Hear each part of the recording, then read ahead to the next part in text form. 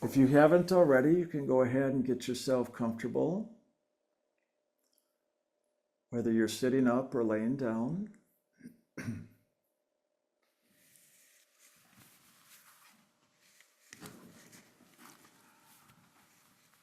And if you wish to close your eyes, you can do that as well.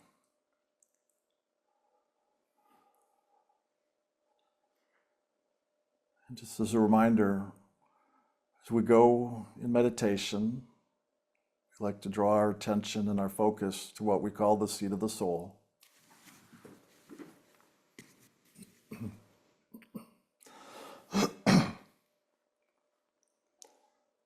Some people refer to it as the spiritual eye. The top of the head, it's above the eyebrows, towards the top of the head. Just begin to bring the attention here. And just allow yourself to relax.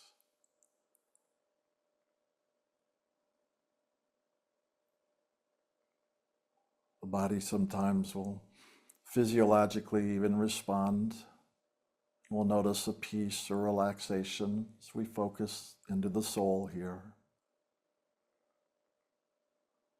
Just allowing the thoughts, we just talked about a bunch, so just allow the thoughts to come quiet. Just allow that relaxation to move from the body deeper within into the mind, and even the emotions, just to settle them down. Even the imagination, any wants, desires, things we may visualize, just let all that come quiet just for this time.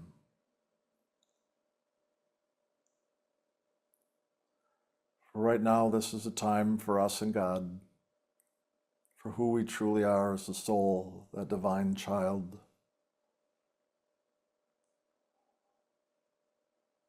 And so this time of meditation is truly a time of inner communion, where we as a soul and God come together in that loving oneness and unity,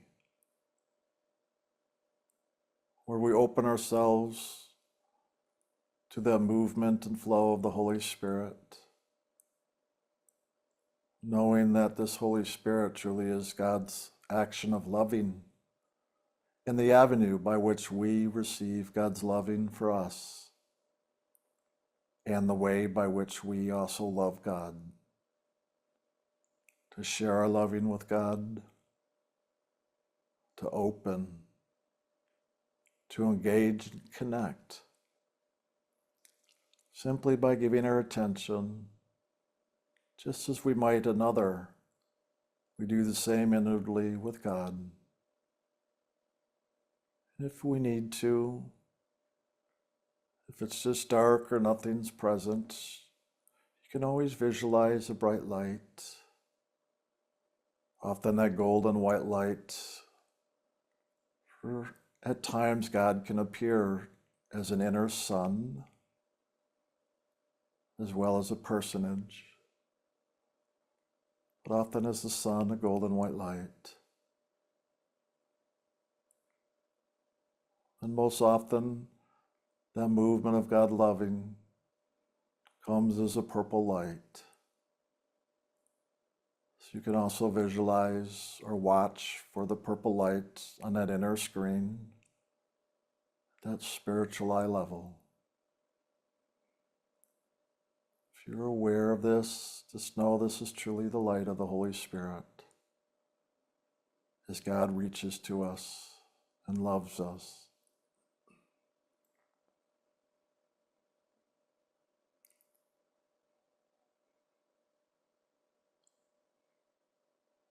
And if you need, you can also visualize what we call the inner radiant form of the spiritual teacher. Whether you visualize an image of myself or Jim or someone like Jesus.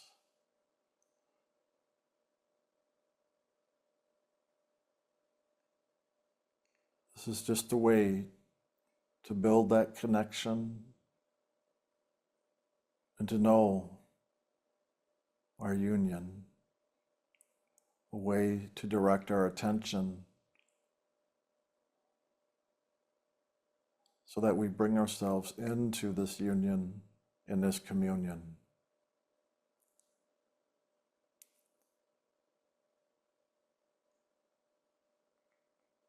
In this spiritual essence that we are awakening to, engaging with, participating in, has been referred to many things over the ages, from the sound current to the light of God, the light of loving, the music of the spheres.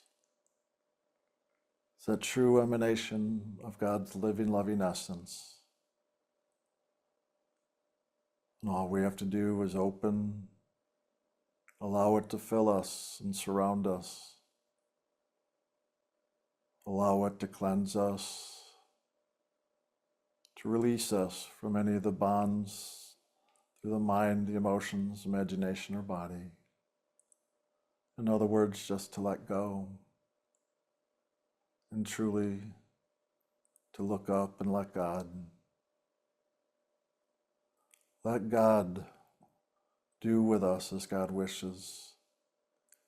So that requires us to surrender, to not only let go, but to invite God in, to ask for God to lift us, to love us, to be willing to receive, and asking for God to do in us and through us, to bring us home, to awaken us, to liberate us. For in truth, this is a pathway of light and sound of God's loving. It is a pathway of soul transcendence and soul liberation. That who we are in the truth as the divine spark of God is liberated from the attachments of the physical world and released to be brought home into God's loving heart.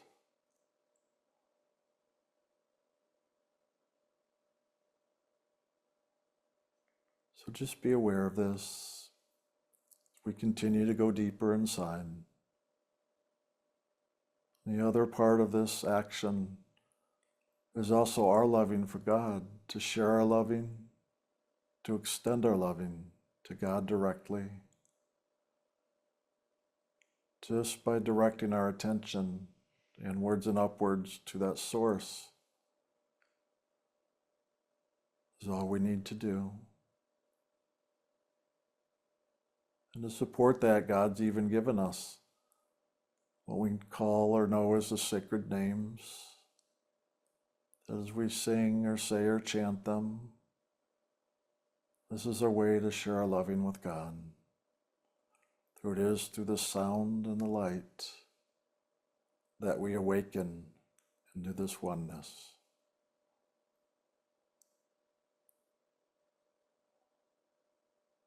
And so one of those names is the hue, is in the word human, or God and man. I'm going to chant the hue out loud just a few times. And as I do, you're welcome to join in, or simply chanting quietly within yourself, or just listening to the sound, experiencing the frequency as it stirs that loving awake within you. I'm going to take in a deep breath, and on the exhale, I'll begin.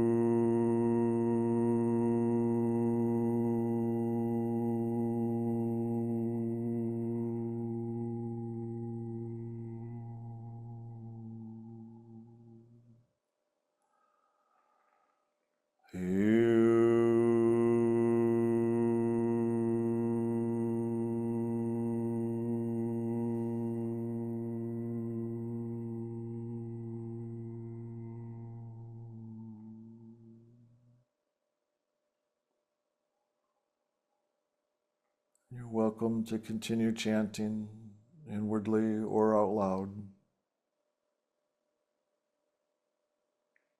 Just continuing, allowing the sound and the frequency to awaken you and to lift you. And those of you that are initiated, you're welcome to use the initiatory sacred name. We now go into a time of silence, into this inner communion, allowing ourselves to reunite into the oneness with God.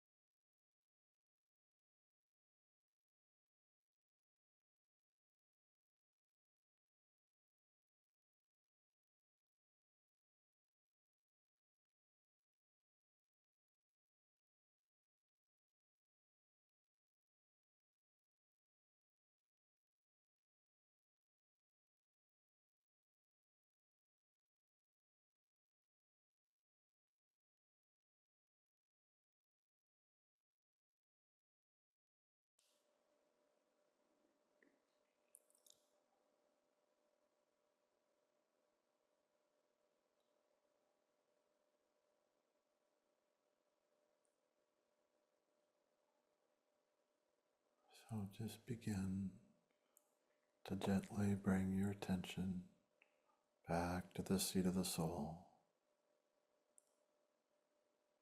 Just allowing yourself to continue being present in spirit, allowing your inner experience to continue unfolding. Just allowing that peace and loving to fill you and to flow through you, so that that grace awakens you and reaches out to touch others. As you live the loving, may that loving touch others, that they may stir awake to know the loving themselves.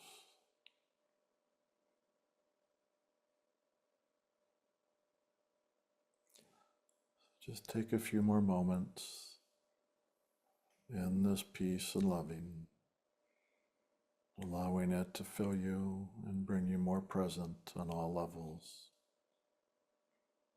including the physical.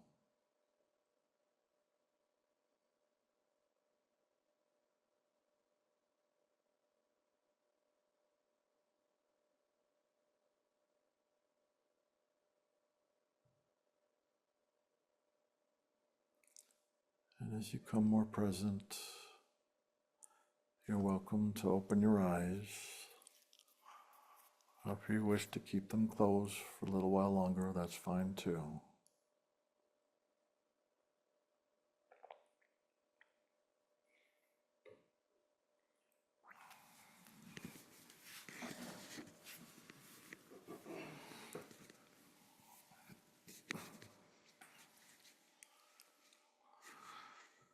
Wow. One of these days we'll see if we end up meditating the whole class. Huh? I know. I could. Wow. All right. Well,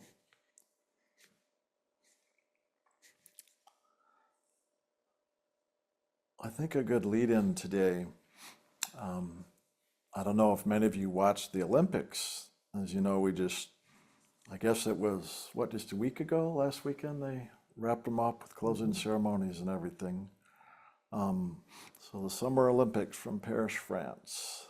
So it's interesting because years ago, literally the first couple of years, I started waking up spiritually and started becoming more awake and aware, to these other levels beyond the physical. And one of my inner experiences, very clearly, I remember being shown by Spirit the Olympic symbol, with the 3 circles and then the 2 circles underneath. And then if you added one more circle on the bottom, it'd be like a triangle, but pointed downwards, the point down and then the base, kind of here. And so I was being shown the Olympic symbols and kind of the downward pointed focus. And then it's like if you flipped it over and you'd have a triangle pointing up, right? So those 3 circles, instead of the 2 circles and 1 circle below, you'd have now the 2 circles and the other circle up top. So you'd have a triangle pointing up, okay? And then the 3 in the middle, then of course the 1 pointing down. And what I've shown is that when we're pointed down, or that triangle pointed down, like this Trinity parts, if you want to say the Father, Son, the Holy Spirit, or in this case, you want to say the me, myself, and I, those 3 aspects of the self physically, that when it's pointed down into the world, is that it's about competition. And isn't that what the Olympics are? All this competition, right? It's cool that it's on a global level, all these countries coming together to compete in all these events to, see who's going to be the winner, or at least the gold, silver, and bronze, the top athletes in the world. And it's all based on competition, though, which is a downward focus into the physical world.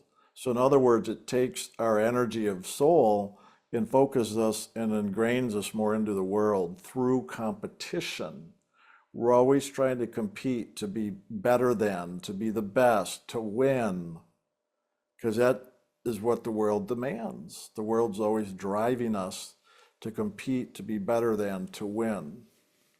And then we can say, for what, right? For the glory of it? And then what? I know. That's another story. But what Spirit showed me then was this other triangle pointing upwards. And I was being shown, well, this is the spiritual action. So the worldly action is pointing down, and flipping it over, the spiritual action pointing up. So that triangle, if you even see my hands, if you're watching the videos, coming right up here to the seat of the soul that we talk about, the spiritual eye where the soul resides.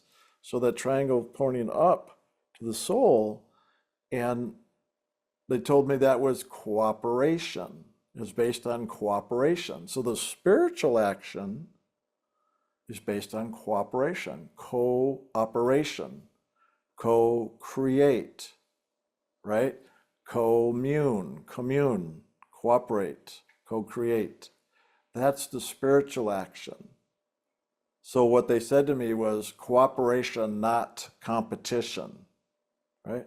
Cooperation, not competition. Simple as that for the spiritual action.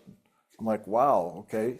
And that's often how spirit is, very, very short and powerful statements, as well as symbols to get, the message across. And again, this was in my first year or two of starting to meditate and walk this pathway. So of course I took time and, contemplated that, focused on that. And to this day, it stands out a lot. Like here I am sharing, about it, 33, 40, 34 years later, that this action of cooperation rather than competition.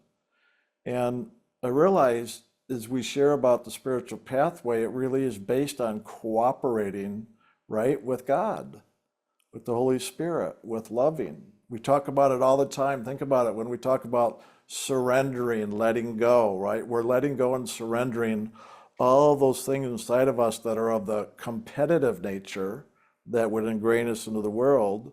And in that surrendering, what are we doing?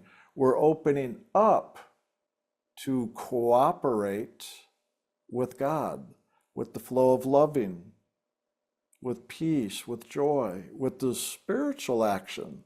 So, and again, it's a pointing upwards.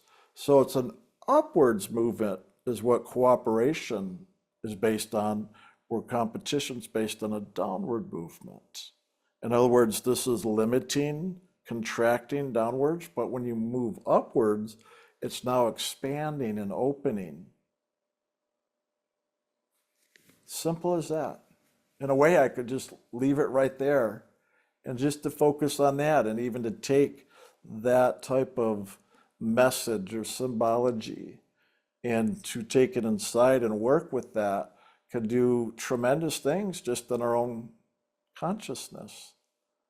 And that's where there's value in what we call the going home work, is to take something as simple as what I just shared and begin to see how we can apply that in our life, how that can look in our life.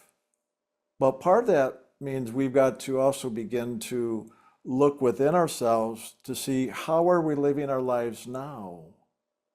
Are we living our lives right now based on competition in the world, trying to compete with others, compete with the world, compete with whatever to try to get our way, to make ourselves successful, or at least have a good life, or at least survive if it's on that level, because often it is on survival level. Are we competing to survive, right? Get what we need? Or how are we really now cooperating with the movement of spirit? How are we with that action of cooperation as it affects us spiritually to open up to greater assistance, to greater union, even just in the world around us, to greater connection, to greater friendship, to greater loving relationships? Well, that takes a cooperative effort. If we're focused on competition and competing with one another in that contractive, limiting state, one, it's a very self-centered or selfish focus, because it's all about me, right? Not about, let alone me, myself, and I, as well as others or we and us. But competition always begins to now become self-centered. And in that action, it creates separation. It begins to push away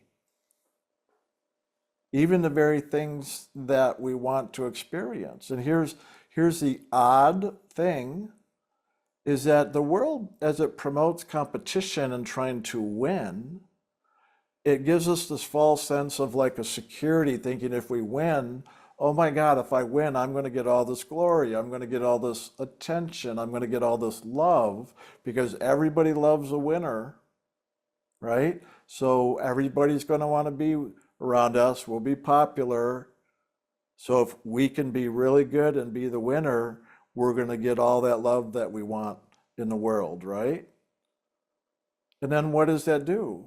So as we're taught that, and as we focus on that, become, what does the world call it? To do the best you can, right?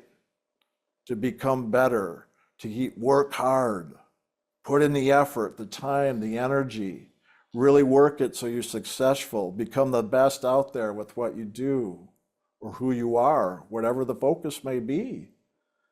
Because even if it's not a physical action, it could be a mental, emotional one. Be the best you can be, right? Be all you can be. But it's all based on this hard work and trying to prove something, trying to prove yourself. And I know the way I'm talking about it makes it almost sound like not a good thing. That's not what I'm trying to say, because there's value in all this. We're going to do this anyway, just so you know. Karmically, the soul is here to experience what comes with the physicality. So the soul needs to go through these experiences. And in that experience is how we learn and grow. But then through that, we'll begin to also see the whys, or the illusion of it all. That's the learning, which is part of awakening, and even call it the education of the soul if you want. But it's based on experience and our awareness of what takes place through that experience. So if we can approach it that way, it's going to serve us better from how we try to share here as a spiritual teaching. So it's not good or bad, but it's really just a way by which we can share, so that each of us listening can say, oh, let me see in myself with whatever they say, they meaning me or Jim right now, and to see if that's true for me, to see if that applies to me, to see what awareness I have in my life. Because I know a lot of the time when we really try to focus on things in the world and make the effort, well, one, it builds a lot of great qualities or characters in us. It strengthens us. It builds a level of, I don't want to say pride, but a level of feeling good about what we do, to feel good about ourselves. That when we really make an effort and accomplish something, it can boost us and begin to build belief in ourselves, self-confidence, self-trust, self-value, so that we can begin to see not only are we a good person, but we have value with what we can do. So there's a lot of value in this, okay? I want that to be clear. Just like everything in this world, though, there's a positive and a negative. So those are the positive qualities that I'm just was speaking of. But then we need to look at the other side. When we're dealing with, they're talking about the spiritual action of the soul getting liberated, okay? Because we want to begin to look at, when we are taught these things in the world to do this, even with the good qualities that they can bring and build our character, that we need to look at also the negative side, because this is a realm of polarity, positive, negative. We need to also look at the negative side and how those things can, if you want to say, damage our character or destroy our character. One builds, one destroys, right? Create, destroy. It's all part of this polarized world. But there's so much value in looking at that, which we need to address, let alone work with the forgiveness and acceptance and loving to bring it all into union. Okay? So I'm going to take a look and address simply the negative side. That if we begin to look at when we're taught and we feel this drive where we have to compete and win and do so good, right? Not only do good, but do great. And then if we have parents or teachers or friends or coaches that will help push us to become better, right? They'll push us and like, get up and go, get it, keep doing, keep working at it. Well, that's kind of more of a, in a way, it can be a positive one. But then also, again, we need to look at where's that motivation coming from?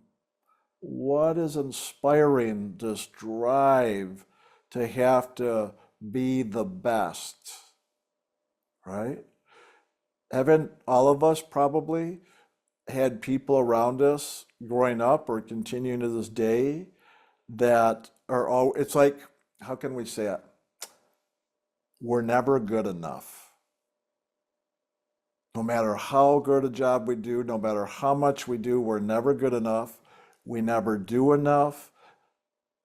Whatever we're doing, it's not the best or good enough. We got to keep working on it. You know what I'm saying? If you had parents or friends or coaches telling you that all the time, that you realize you feel a stress in your life that no matter how much you do, no matter how hard you try, it's never good enough. It never measures up. Whoever you're trying to, in a sense, say, look what I'm doing, aren't you proud of me? But yet they never are, right? I know each of us have that in our own lives one way or another. You know, like, oh, my grades are never good enough in school. Gotta always try getting the grades better. I'm never good enough at what I do. I'm never gonna go very far. I'm never gonna make it. Gotta try harder. So it might be a boss saying you're not good enough. Okay? Keep working at it. Or they can be harsh. You're fired. You're not doing good enough, right? Those types of things. It's like, okay, you're not going to go as far in your life. So this push on competition to drive to be the best to win can have its positive qualities, like I said.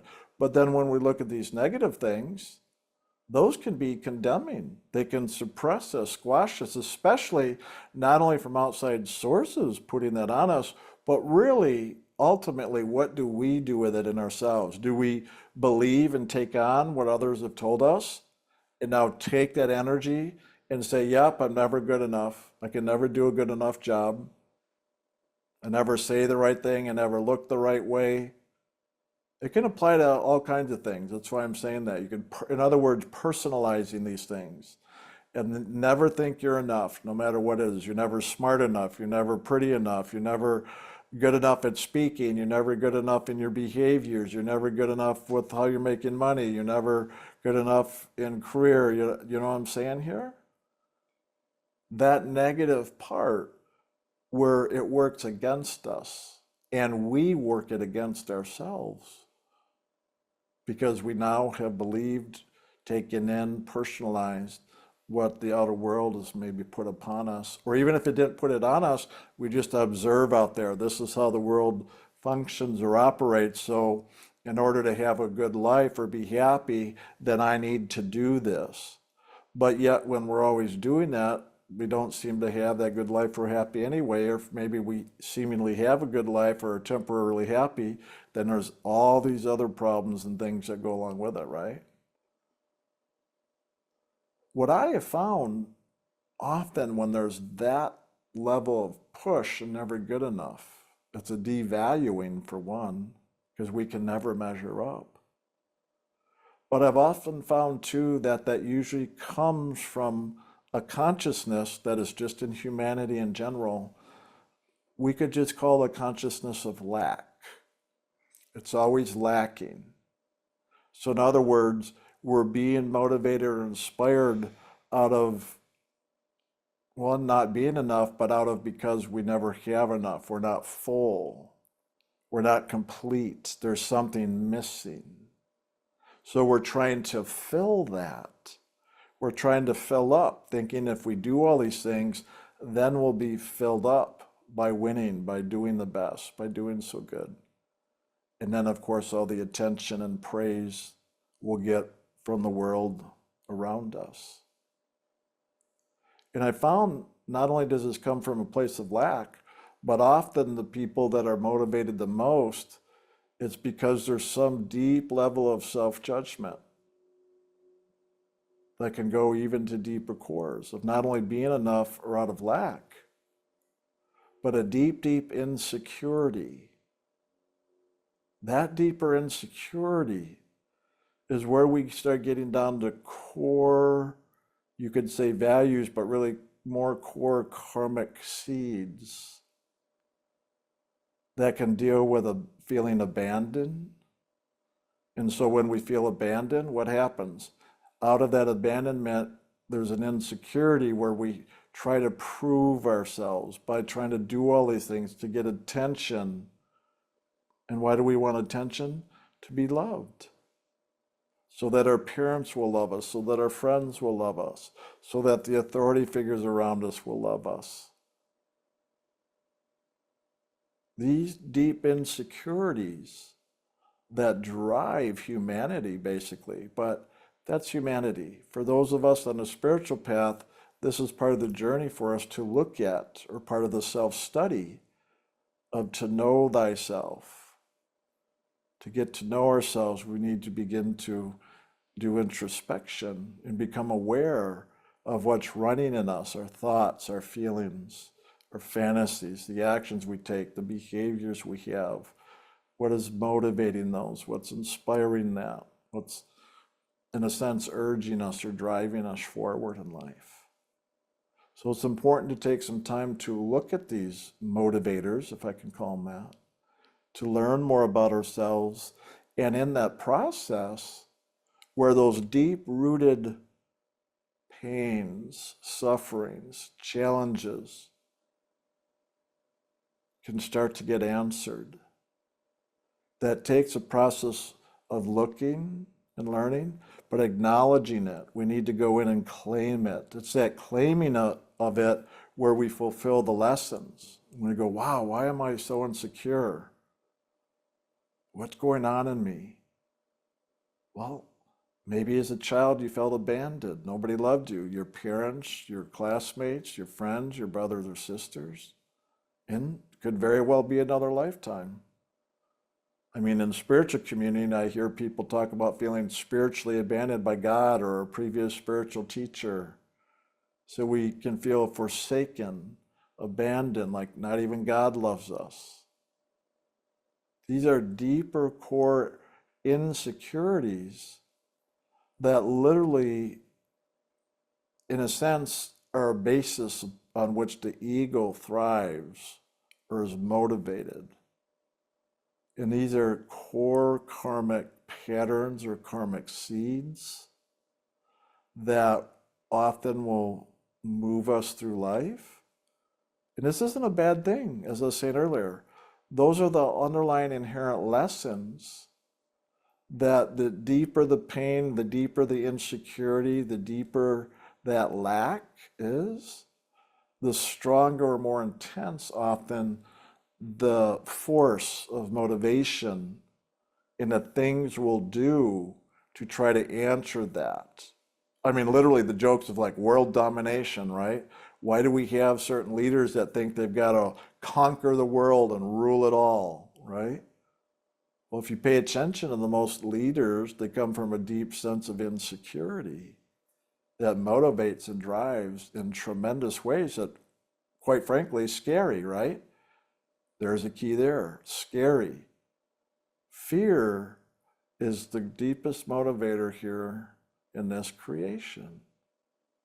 Why would we, in a sense, why is it not okay to feel insecure, to be abandoned,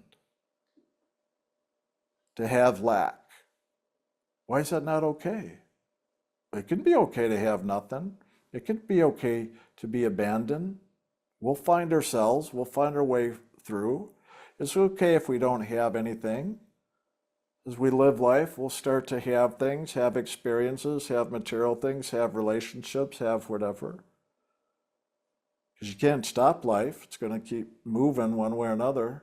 Just out of survival to get some food. We'll have some food, we'll have some water, we'll have some air to breathe. So even down to core basic survival things I'm talking, as well as just in general in life. Take a look at these things. And yes, it's easier to see and look at others and learn from their life experience, which is great because those are examples for us, both the positive and negative. But eventually we need to begin to look inside to what's motivating us, positively and negatively. Because I've learned that even the negative motivators are not a bad thing. Often the negative motivators will urge us to even do more, to try to answer that. Like if we're in pain, most people would call pain or dis-ease like a negative. So we're going to try to heal that. We're going to try to get out of pain, right? Great motivator. Well, if we're not in pain, we're not necessarily motivated to have whatever that experience is we need to have. We can become a little more lazy. Okay? Good to look at these things. And that's all I'm suggesting, just to look, to observe. Because in that state of observation, you'll start to discover what's motivating you. What is that? And these deeper negative aspects are the things we'll usually avoid because they're too painful or disturbing to look at. The funny thing is, when we finally look at them, they're not so bad. It's always the fear of it, the fear of abandonment, the fear of lack, the fear of not having enough, the fear of death, the fear of living. Some of us just want to die and get out of here. So the fear of living. That's a big one probably for people on this pathway. I know it has been for me at times. So that fear is really the deeper thing there, right? I remember it's funny, this morning in my meditation, for some reason a movie, I think it's called Rise of the Guardians. Remember that animation with like Santa Claus and the others, right? Mm-hmm. And Jack Frost.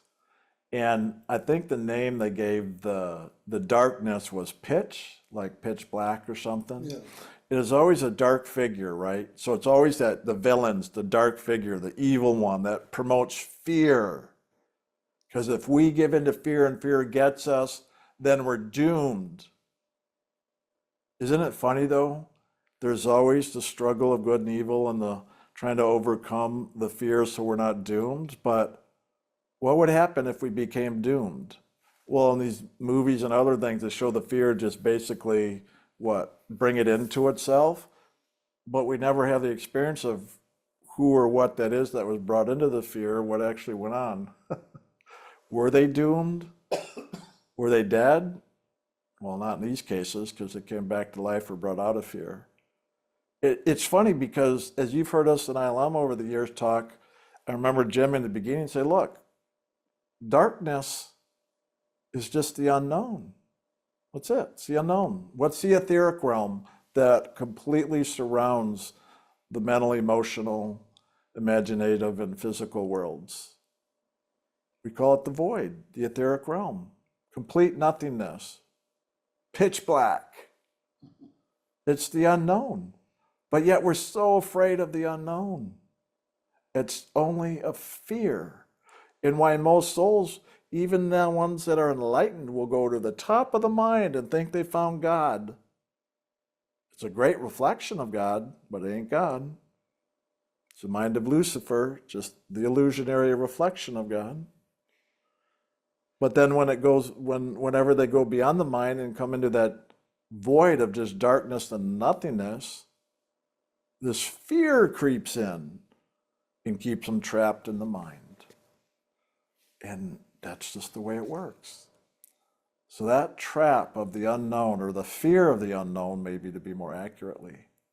And every time I've had my inner experiences where I come out of the spiritual realms and into this etheric realm and into the physical creation, as soon as I enter the frequency, the water, it always appears as water.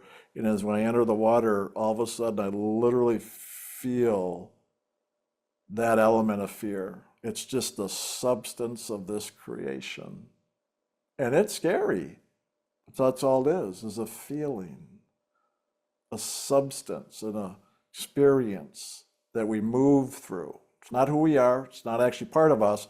We just move through it. It's actually very fluid. But there's this essence of fear that surrounds us, that motivates, that as we react to it, in that reaction, we allow it to suppress us, and we believe it. We feel that doom, impending doom or death or whatever the fear imposes. In fact, I've even heard the sounds of it, like the horrible screams that are part of that fear. And they're very disturbing, to say the least, but every time I've had the experience, it's always been the same or similar. But I've just learned to surrender.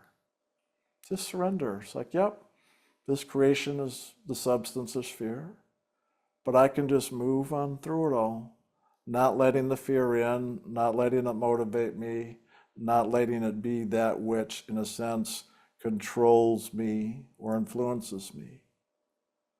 But I had to wake up and rise beyond it first. Well, that's the soul transcendent part. That obviously, ultimately, the message we always go to here. But we've got to be able to describe a lot of the elements of this world so that we each understand that and can see that in our own lives and within our own consciousness, so that in that understanding we can begin to maneuver or work our way through it all. And those things where we have reacted, where we're caught up and entrapped by that fear, that in the recognition of that, as we acknowledge it and we begin to forgive and let go, well, guess what? That's how we get it out of us, where we've allowed it in. And then as it gets out of us, then what? Well, then we fill up with loving, self-love. Just fill up. They've got the self-love, and then, of course, God's love right on top of it. So the two together commune, cooperate. Our love and God's love together, a cooperative action of loving. Rather than cooperating with fear, which is what competition is, by the way. Competition is cooperating with fear. But if we want to cooperate with love, well, obviously that's what we're doing here. That's what the whole meditation's about, let alone all the LAF work and self-study and everything we do here in service. So we just need to pay attention and really let our lives, in a sense, be, one, our laboratory, but in that laboratory, we do the experiences to learn, the experiments to have our experience, to learn from it.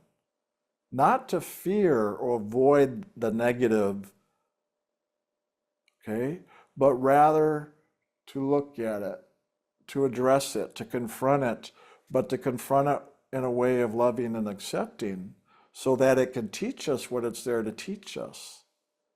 Once we're willing to do that, it gets answered. Because when we open up even to the fear itself, guess what? Well, God's behind and in all of creation. Even in the fear, in that darkness, is the light of God. But while we're caught up in the fear, we just see the fear or the darkness. When we can really begin to see the God in all things, we'll actually start to see God even in the fear or behind the fear. Nothing exists without that living, loving essence of God, in other words. But it's not until we're willing to look directly. In other words, we've got to overcome our own fear inside to be able to look directly, to let it reveal itself, to be able to teach us, which is really the way I call spiritual teaching, is really more of an action of revelation, awakening and awareness. So it's not a mental learning process. It's not intellectual. It's an awakening awareness process. Revelation. So we've got to look to the God in all things, but we do that by addressing the God within ourselves first, allowing the God of who we are to awaken within ourselves so that we can now look through the eye of loving and through that loving, see the loving in all things. But to get there, that's what I'm addressing here. We have to be willing to confront the fear and just surrender and open even to the fear. Because remember what fear is? Unknown. It's just darkness. What lurks in the darkness? Well, nothing. The etheric realm is void, just void. Nothing's there. So as we surrender to that, guess what? Then all of a sudden that action of God's loving called the Holy Spirit will open things up. Our consciousness will open up. It is literally the whole story of Moses and the parting of the Red Sea. That is literally what happens in our consciousness with that action of the Holy Spirit, or what we say the spiritual teacher, the rod and the staff, just like Moses had his staff. That symbolized the light and sound, the rod and the staff, the spiritual teacher, the mantle, which is the Holy Spirit that parts that Red Sea. Or what? That sea of the unknown, the sea of darkness, which has also been referred to as the sea of life or the ocean of this world, that separates the soul from its true knowing of itself and its oneness with God. That's the real spiritual action going on here. And so we try to share the esoteric part of it like I am now, but to do it, we need to also really, in a sense, apply, not in a sense, but literally apply, but come to understanding first and apply and live through our action the spiritual truths right into our physical life. So that that truth of loving now can permeate as above, so below, to awaken us, to liberate us, to free us, and to reveal the truth that is beyond the fear, beyond the unknown. That's the whole thing. Once we open up and let go of our fear of the unknown, all of a sudden, the Holy Spirit opens and parts that Red Sea, or the parts the unknown, so now it can be known, the light of revelation. It's literally how these things work. It's more practical than what most of us realize. We think it's a mystical, mysterious, right? God works in mysterious ways. Well, to be truthful with you, God doesn't work in mysterious ways. God actually works in very practical, ordinary ways. We just don't know or understand what that is until we do. And that's what we're doing here, is just learning and having that revealed. Okay? So take a good look at these things in yourself. How are you being motivated? Look at your negative motivators, like I was just addressing, and the positive motivators. Because look at the good. Even the fear when it drives us, right, to compete, to do better. Well, it's still a motivator that motivates, it moves us to take action. And that we need to do no matter what. Even if the results or the experience are negative, to still take action, because those negative experiences are just as valuable as the positive ones. Believe it or not, the negative ones are just as valuable as the positive ones. We need the two to fulfill our journey here of the positive and negative, the duality that this creation is. That is not done through avoidance.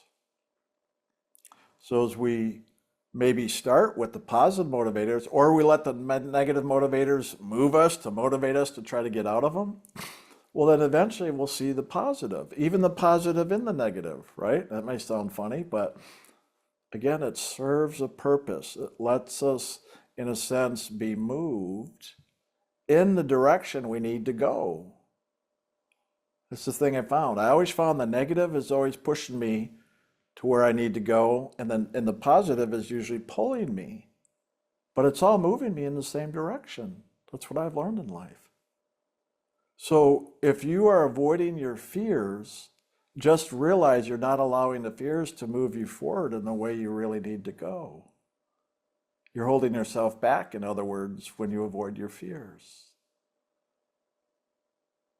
But if we want to focus on the positive motivators now, we go, oh yeah, I want to do the work to better myself, right? Self-improvement. That's another phrase, right, for where a lot of people, when they begin the journey of personal growth, or what they may think is spiritual growth too, it's more of a personal growth and self-improvement to better ourselves, to learn more about ourselves. Why? So we can what? Be happier, have more peace in life, manifest more of the things we want, create the life we want. A lot of it's, nowadays talked about, as like manifesting the life we want, creating all these things. And so we try to have more of a positive motivation, of positive thinking, positive visualizations. And it helps us do all that. Most people just don't realize it's often motivated by this negative fear of why we even want all these better things in the world that we call better or good or positive. Not realizing that we're actually at the same time feeding the fear. Eventually we come into acceptance of it all, right? That's where I'm going to talk about all the components of it, because you cannot separate any of it. This is the big, big key. We talk about oneness with God, right? And union. Well, hasn't Jim always said, one day you'll wake up and realize you never left the heart of God.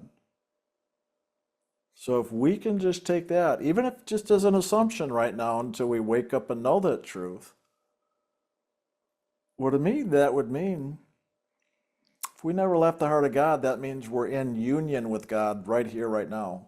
Even though we may believe or think or feel we're separate from God, that we're not in that place of oneness and union. Well, that's what this duality does. It gives that appearance. That's why we call it an illusion. Where the truth is we are one with God, have never left the heart of God. But we have simply believed that we have. We believe the separation. That's all it is. And it's that belief then that motivates everything I was just talking about here. The positive and especially the negative, but especially the positive too. Because again, we'll be motivated by the belief we need to always better ourselves, self-improvement, right? Okay, so we need to win, we need to compete, because competition is the basis of evolution and making things better and great. And again, everybody loves a winner, right? Because everybody loves a winner. So that tells you right there what we are seeking. Well, if I could just win, then I'm going to get the love from everybody. That's what we're ultimately seeking, is that love. So we're programmed to think we have to be a winner to get the love. And if we're not a winner, then we're not doing enough, we're not good enough. And since we're not winning in life, then nobody loves us. See how simple this is to connect all these? Doesn't take a whole lot of observation of life to realize this. But are we doing that? Are we observing our lives, both out here as well as inside? Have we bought into the belief systems we've learned out here and now run those in ourselves? Or are we allowing ourselves to be motivated or moved, inspired in different ways? Because remember, even the positive in the world, it's going to sound good and positive. Hey, you want to be happy? Do this. You want to make a lot of money? Do this. So you will be happy, right? Be the winner so you'll be loved. Make your parents proud. Get good grades, right? Be the best you can. All these things and a lot more. Just look to see what it is in your own life. So we strive for that. Just ever striving, but always seeming to miss the mark. Never quite there. So we got to work harder, make more effort, be better. Well, that's automatically inflicting self-judgment, which tears down our confidence, tears down our esteem. So what? So we don't feel worthy. We don't feel valued. Well, isn't worthiness or unworthiness one of the big things a lot of us run?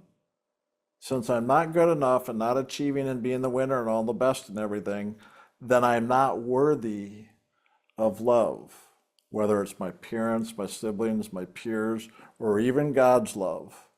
I haven't earned it. I haven't done enough. I'm not, whatever. I'm not worthy of love or to be loved. And that unworthiness then becomes our motivation. Not a positive one, obviously, but these things will even run unconsciously, and why we seem to never, in a sense, experience what we want in life as far as the good things, whether that's joy or peace or the actual experience of loving. Because we have these deeper seated belief systems that are more these core karmic seeds I was talking about earlier, that unconsciously are running inside of us. So then our outer lives will even reflect, so that the experiences we have will, in a sense, support exactly that deeper karmic seed. So we just say, yep, my experience is the shit always happens, right? It's always hitting the fan. So I must not be good enough. God must not love me, whatever. And at some point we can go into defeat and kind of give up on life and think, what's the point? And go into a state of hopelessness. Now we're a real loser, right? Loser, okay, we just lost. It's hopeless. And then after we're down in the dumps long enough, whether that's this life or it goes into another life, eventually what? Eventually we'll get so sick and tired of it, we're like, okay, I've got to climb up out of this hole. I got to dig myself out of this pit. So once again, we enter on that journey, self-improvement, trying to better ourselves. But if we keep doing it according to the world of competition, it just leads to the same place. How many times, I think of somebody, especially in my high school days, this person used to be my good friend in elementary school, and he was like the top of the class, top athlete, top this, got scholarships to a top university, everything. Leading right, the winner, the good life. He ended up getting into drugs. He ended up failing school. He got kicked off of the basketball team he was on with a scholarship, all these things in his life, boom. Totally went downhill. So much for winning in life. What is that? What happened? Right there, anything built, call it a false sense of security. Remember I said, all this winning and competition is based out of insecurity. So we will strive so hard, and at some point something's going to break. Something's going to give, because it's not built on anything stable. It's built on something false, a false belief system the world's created. And so we have the crash. And I'm not saying the crash is bad. Crash might be the best thing anybody can have in their life, because that crash can also be the crumbling down of all these illusions, these false senses of security of what it means to be a winner and successful. Those are often the very transformative experiences in life that wake us up, to get us to pay attention and look at what the heck is going on. What am I doing with my life? But deeper than that, what am I doing in myself with my life? Because that's really what creates our life, where we're coming from within ourselves. And hopefully, if it's the crash that is truly transformative, we start to dig deeper to discover more of the truth and truths within ourselves, not the illusions in the world. When we begin that part of the journey, that's often what we could refer to as our spiritual awakening, this life. where we begin to dig deeper to look to the spirit behind and in all of life, rather than the things, the illusions we've been believing, allowing us to motivate us. So when we're in the dumps, we dig deeper. It's already hopeless, right? So what have I got to lose now since we're already lost? I might as well take a look through those fears of the unknown and look into the darkness. And that's when we begin to discover that deeper light of our own soul in those greater depths of darkness that have simply been covered up by the false illusions and belief systems. That's why a lot of the journey in meditation we'll find ourselves go through a lot of darkness, through a lot of fear, because those are the false belief systems, the illusions we've allowed ourselves to believe and get caught up in, that by doing that, that belief in a sense has hidden the light of our soul. And so we're going into these areas by really being willing to look at the fear. And as we do, the fear just opens up and reveals that light of our soul that was hidden by it. It's literally what happens. And then that light of our soul is released because we were willing to now open up that fear. And we're restored. And so we just keep doing that through every realm, restoring ourselves physically, astrally, causally, mentally, etherically, until all of a sudden we find ourselves fully restored, all these aspects where we've dropped off, in a sense, sprinkled our stardust everywhere. That essence of our loving to feed and give life to all these false belief systems. And we're going back reclaiming until we're full and complete once again in soul.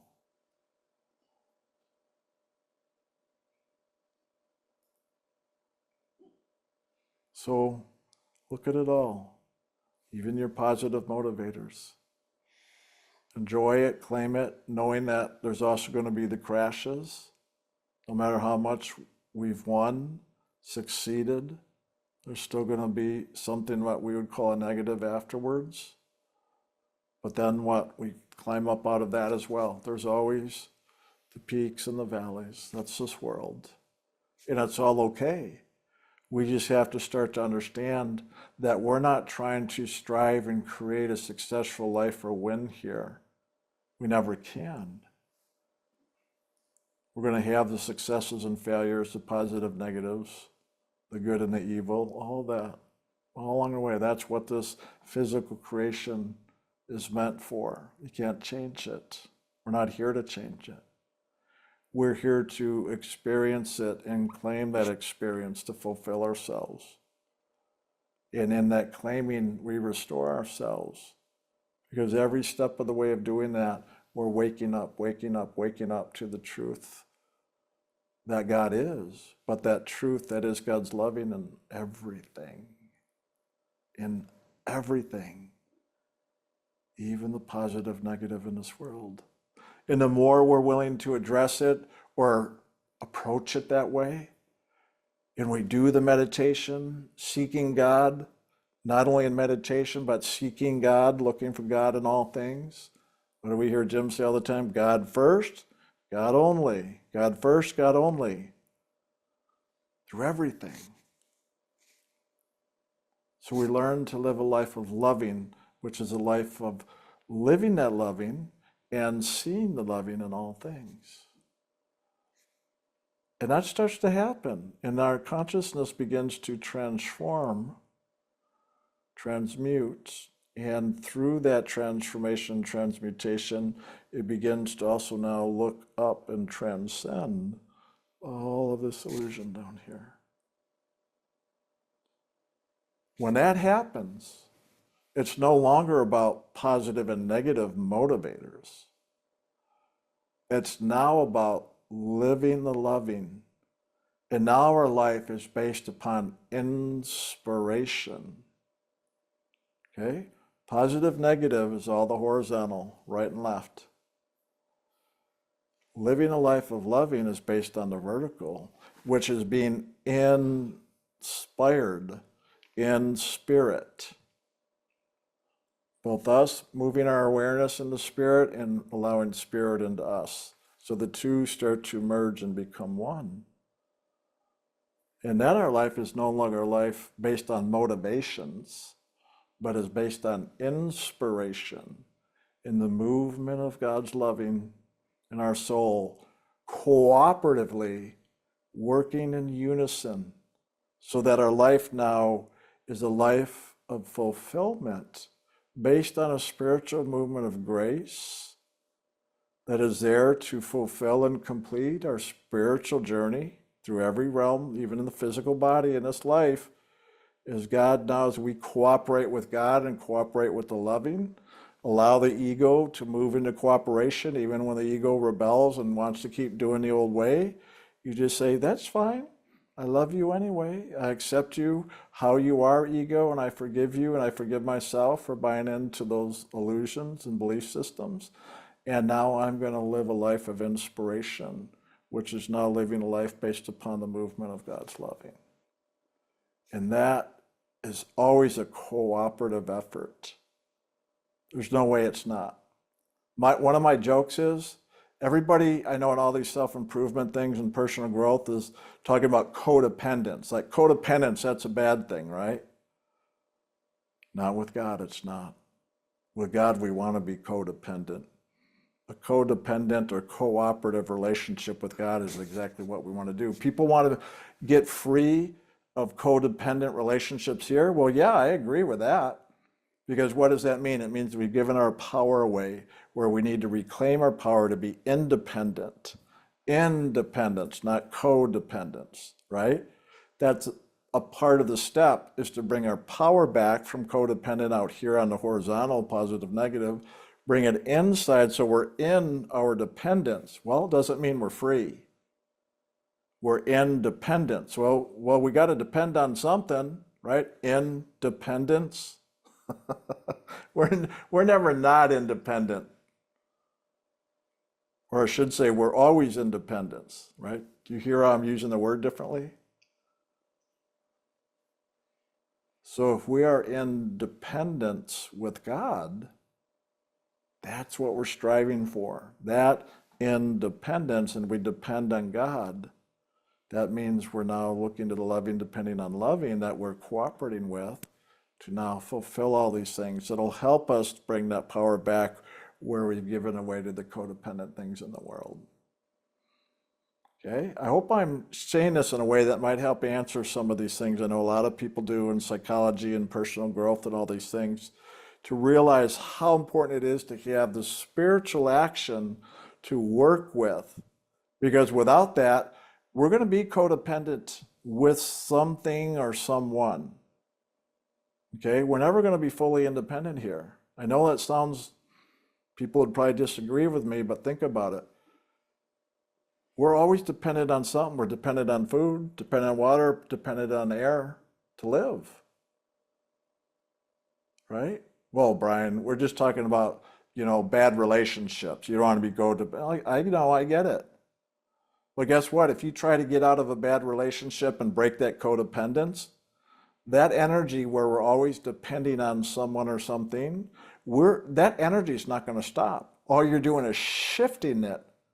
So the energy you pull out of some relationship where you're codependent, whether it's a person or alcohol or drugs or whatever, right? That's usually what it's based on, addictions. You're going to put that energy somewhere else. That's why the alcoholics end up what? Smoking cigarettes and having donuts is the joke. That energy is going to go into something else. That's what I'm saying. We need to realize that. Most people try to just shut the energy down, whether giving up an addiction, a codependent relationship, or anything they judge as bad. They just try to shut it down, suppress it. It won't work, because the energy behind it is your own soul. It's your loving, seeking to express, trying to create. That's what we're here for. That's who we are, what we do. So if you try to shut that down and suppress it, it's going to back up and be worse than what was before.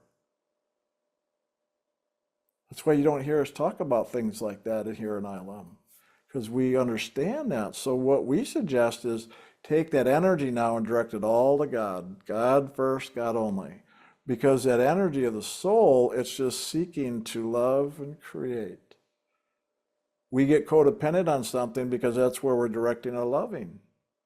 Well, all we need to do here is now take that energy, bring it back from out in the world and back to ourselves in and up, right? Direct it towards God. So now we have the best codependent relationship we could ever have. And then we are in our independence. The only true independence is that codependence with God. And that spells liberation and freedom. Okay? And in that process of building this new relationship, those things in the world that we were feeding will start to drop away just by themselves.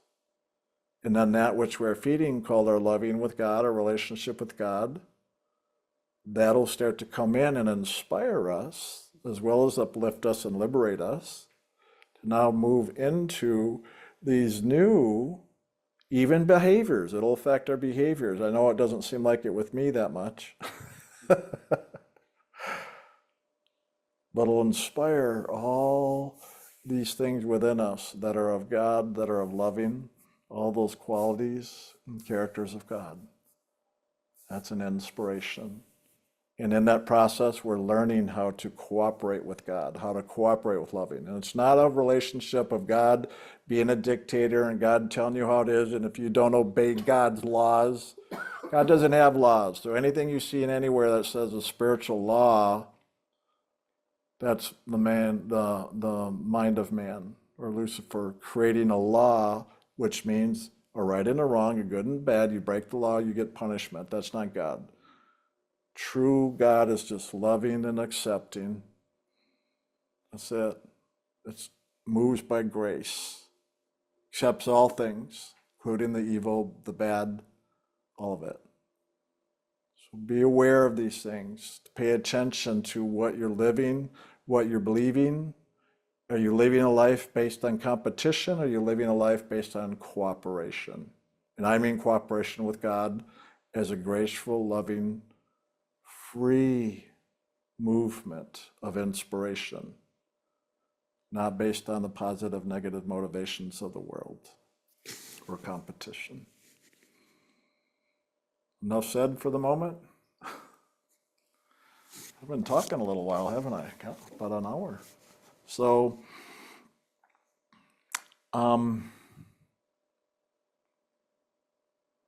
that's an not an om. I should start saying Hugh. We'll go ahead and pass it over to Jim for now. Okay.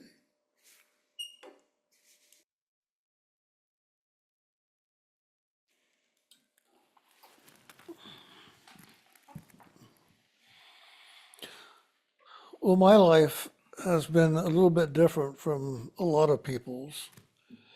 I had a spiritual experience when I was 5 years old. And at the time at 5, I didn't know it was a spiritual experience. I just knew something had happened that really pulled me in a certain direction. And that direction was towards God. And since I was 5 years old, God was it. God was my motivation. God was my direction. God was my reason. And I know a lot of people at that time and for years never understood. My parents really had a challenge with it. My brother just ignored me because he didn't want to hear it. He didn't understand it. And I didn't know how to express it and explain it and be clear about it. I just knew what had happened to me, and I knew what I had to do. And that was to pursue God, to know God, to be with God, whatever it was going to be. And so that's what my life has really been full of, is looking for God, finding God, and sharing God. And my one motivation has always been to help people to find God within themselves, help them to find God in their own life, help them to bring God forward in those areas where the darkness is, and let God bring light into that arena and transform it. That light that we are, our soul light, is the light of God. And anytime we can bring our focus to that point of being in our soul light and sharing our soul light, whether it be in the darkness that we find ourselves in or with others around us, we find that our life lifts up and gets open and freer than when we live in the shadows and live in the darkness. I really don't know how to put it any other way other than the one thing I knew, and I don't know why I knew, but I knew that I needed to pray every day. I needed to talk to God every day. And my prayers weren't asking of God for this, for that. My prayer was talking to God and talking to God about what was going on in my life, what was happening with people around me that I didn't understand, just talking to God, whatever. And some days it was full of conversation with God. And other days it was pretty quiet because it was a quiet day. But I knew that that was fine too because I spent time in that quiet with God. And then I began to realize that when I was in the quiet with God, God seemed more present. When I was talking to God a lot and sharing with God a lot about this and that and this person and that person and these events, God was there. I knew it, but I wasn't so aware of it. And so I began to make part of my prayer time just being quiet with God. Just being quiet with God. I knew nothing about meditation. Meditation at 5, 6, 8, 12 years old, back in the 50s, you didn't hear about meditation. If anything, the churches thought meditation was evil, so you did not do that. But fortunately, I didn't go to church to hear that, so I didn't know anything about meditation, good or bad. But I just knew that I found sitting and being with God in the quiet was something that opened me up into God's presence more. And so I began doing that and then sharing with God and sharing to the God that I found opening up inside of me in the quiet. And it wasn't a different God that I was finding, it was just more of God. I realized that there was this part of me that was so focused on me and my words and wanting to share them with God that I wasn't allowing God fuller presence into the conversation. But when I got quiet, then God's fuller presence would come forward and I would be aware of it and I could just be in that. And a lot of times there was nothing to share after that because it seemed to all have been shared, all had been brought forward, all had been done in God's presence. So when I was about 17 years old, I began to learn more about meditation. I was moving towards graduating from high school, and I was looking into the world. Where am I going to go now? I was going to be going to work. I didn't know where. And so I was beginning to look and see what kind of jobs I could have. Up until then, I thought I was going to live either in a monastery and just continue being with God, or I was going to be a minister or a priest and go out and serve God. But things changed at 18, and I ended up working at a paint store, a hardware and paint store. That's a big difference. Oh my God. That's a big difference from what I had envisioned. And all of a sudden, my world got noisy and it got busy and it got full.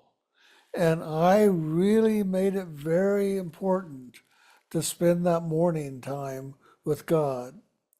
And I spent more and more time in the quiet with God so that I could really be filled in God's presence and know God's presence in me so that I could take that into the world and into my place of work.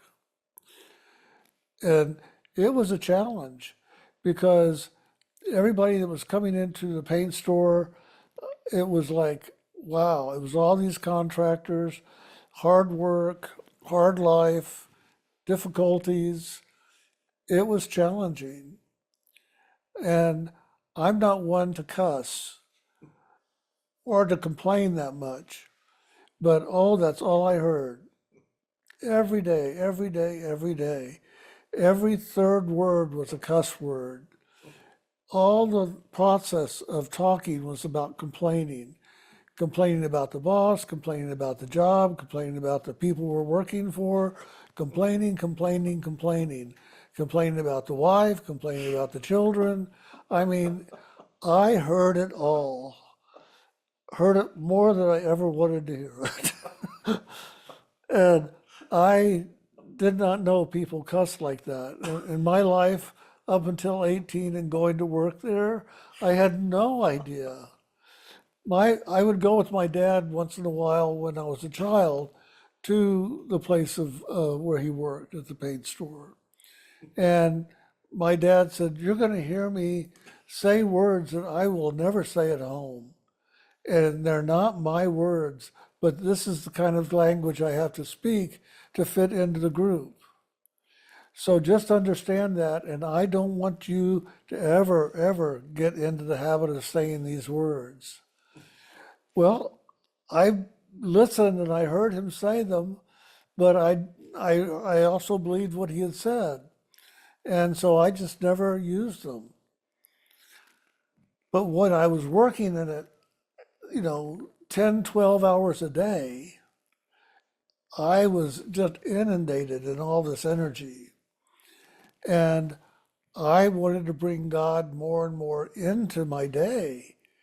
I never really thought about it going to school, trying to bring God into it. But I decided I was going to sit down and go into the quiet and be with God and be filled with God as best I can inside, and then take that into the world wherever I go and try to maintain it. Well, one way that I maintained it, I had an hour lunch. I went to work. I had to be at work by 7, but I usually got there at 6:30. I would be the one who was appointed to go buy the donuts, come in and make the coffee, sweep the floors, blah, blah, blah, blah, blah. It went on and on and on. And when I was doing all that, I was sweeping the floors, I was making the coffee in God's name. I was always just thinking of God, calling God forward into this, not just into me, not just into my life, but into the making of the coffee, into the buying of the donuts, into all these different things, so that God could be more a part of my life. Because I did not want to be a part of the life that was around me. I wanted God to be a part of my life. And if I could bring God into those places, all the better. And I found it worked. God came forward. God came forward into where they were cussing, when they were complaining.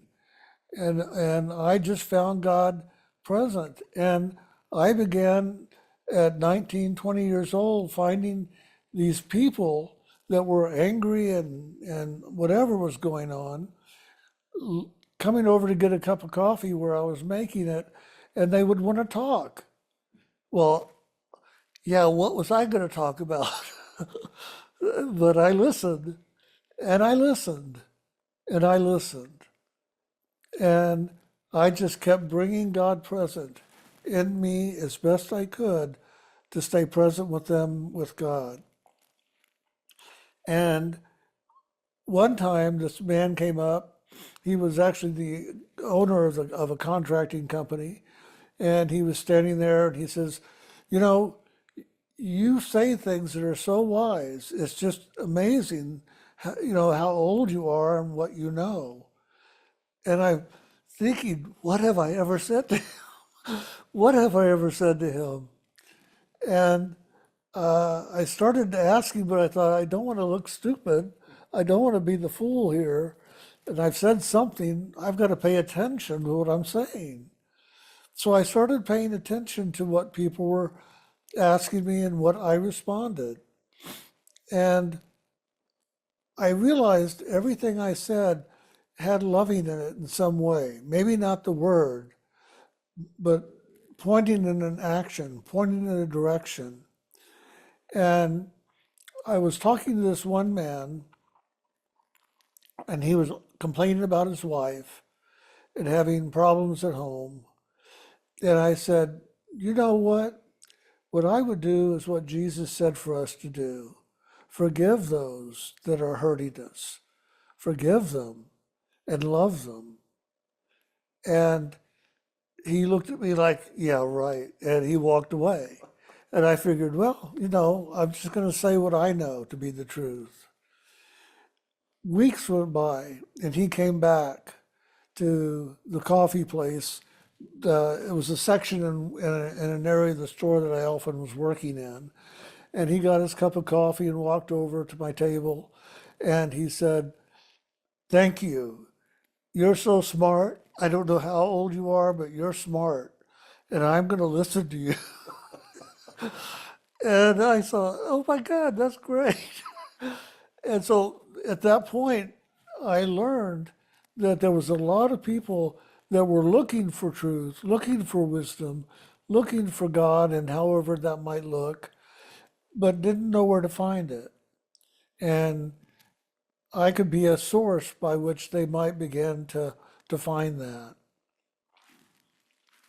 At the same time, I was asked by someone to begin sharing at their home. I had gone to a couple of metaphysical meetings in the San Antonio area, just trying to find my place. I had gone to churches over the years, different ones. I had gone to the synagogue. I had gone to all these different things, but I couldn't find my place. And actually, it was very funny. I was in Sunday school at a Methodist church, and I was just there, and the teacher wanted us to ask questions to the minister when he came in to visit that day. And so it was my turn. She called on me, and I asked a question. I said, "What lies beyond God?" And he looked at me. I don't know what that look was, but it was scary. And I never thought I'd see a minister with that kind of a look. And he took my arm, and we walked out into the hallway. And he says, "I want you to just wait in my office." And so he took me to his office. And the teacher was like waiting for him to come back in, I think, and he never did because he was out in front. He had called my dad to come and get me. I didn't know that at the time. And because my parents never went to church. There was only 2 times in my life that I ever went to church with my family. It was an Easter Sunday and a Christmas Sunday, or a Christmas Day. And otherwise, they would just drop me off in front. So the minister came up to the car with me when my dad pulled up, and he says, "You're not welcome here again." And I said, "Nothing." I just looked like, "What?" And my dad said, "What are you talking about?" And he says, "We just don't want this kind of attitude in our church." He's asking questions that are going to confuse, and he's not helping us to build a community here. Well, I had no idea that's what I was supposed to be doing. I'm helping to build community. I didn't know that. And I thought if they said, ask a question, ask a question. And this was some of the questions I had in my mind I wanted to have answered. And I knew that there was something beyond God, but I couldn't find it. I didn't know how to get there yet. And so I was hoping that he could give me direction. Well, boy, he gave me direction, but out the door, not into the understanding. And so I spent weeks after that wondering what true Christian love is and wondering what they were following when I was looking at the words that Jesus spoke. And it was all about loving and forgiveness and acceptance. It was all about opening your heart and opening your being to people, not shutting down. And so I really had some difficult times at that time. I was about 10, 12 years old, and I really was questioning religion and the church. But yet I did not know where else to go to look for God, because that seemed to be the only place that the world was looking, is in these churches, in these temples. And so I continued going, but I was very, very aware not to ask certain questions, to follow the lead of the other kids and their innocence and their way of asking questions, and don't present maybe some of these bigger questions that I had on my mind. So when people at work started asking me questions, I found that to be very interesting. But I had found at the age of 18 and going around to these metaphysical groups that I understood a lot of what they were talking about, even though I didn't know the metaphysical terms, but I knew the experience.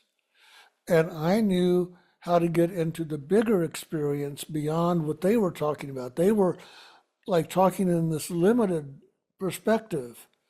And I had allowed myself to go into the greater beingness of God to where I understood the bigger picture. And so one time I was at this lady's house and she was presenting and sharing some things. And I realized she had gone off track from what I understood. And so I raised my hand. We weren't supposed to be asking questions, but I raised my hand with a question. And but my question was, can I share what that is for me? And she said, well, yeah, why don't we all share what that is for each of us?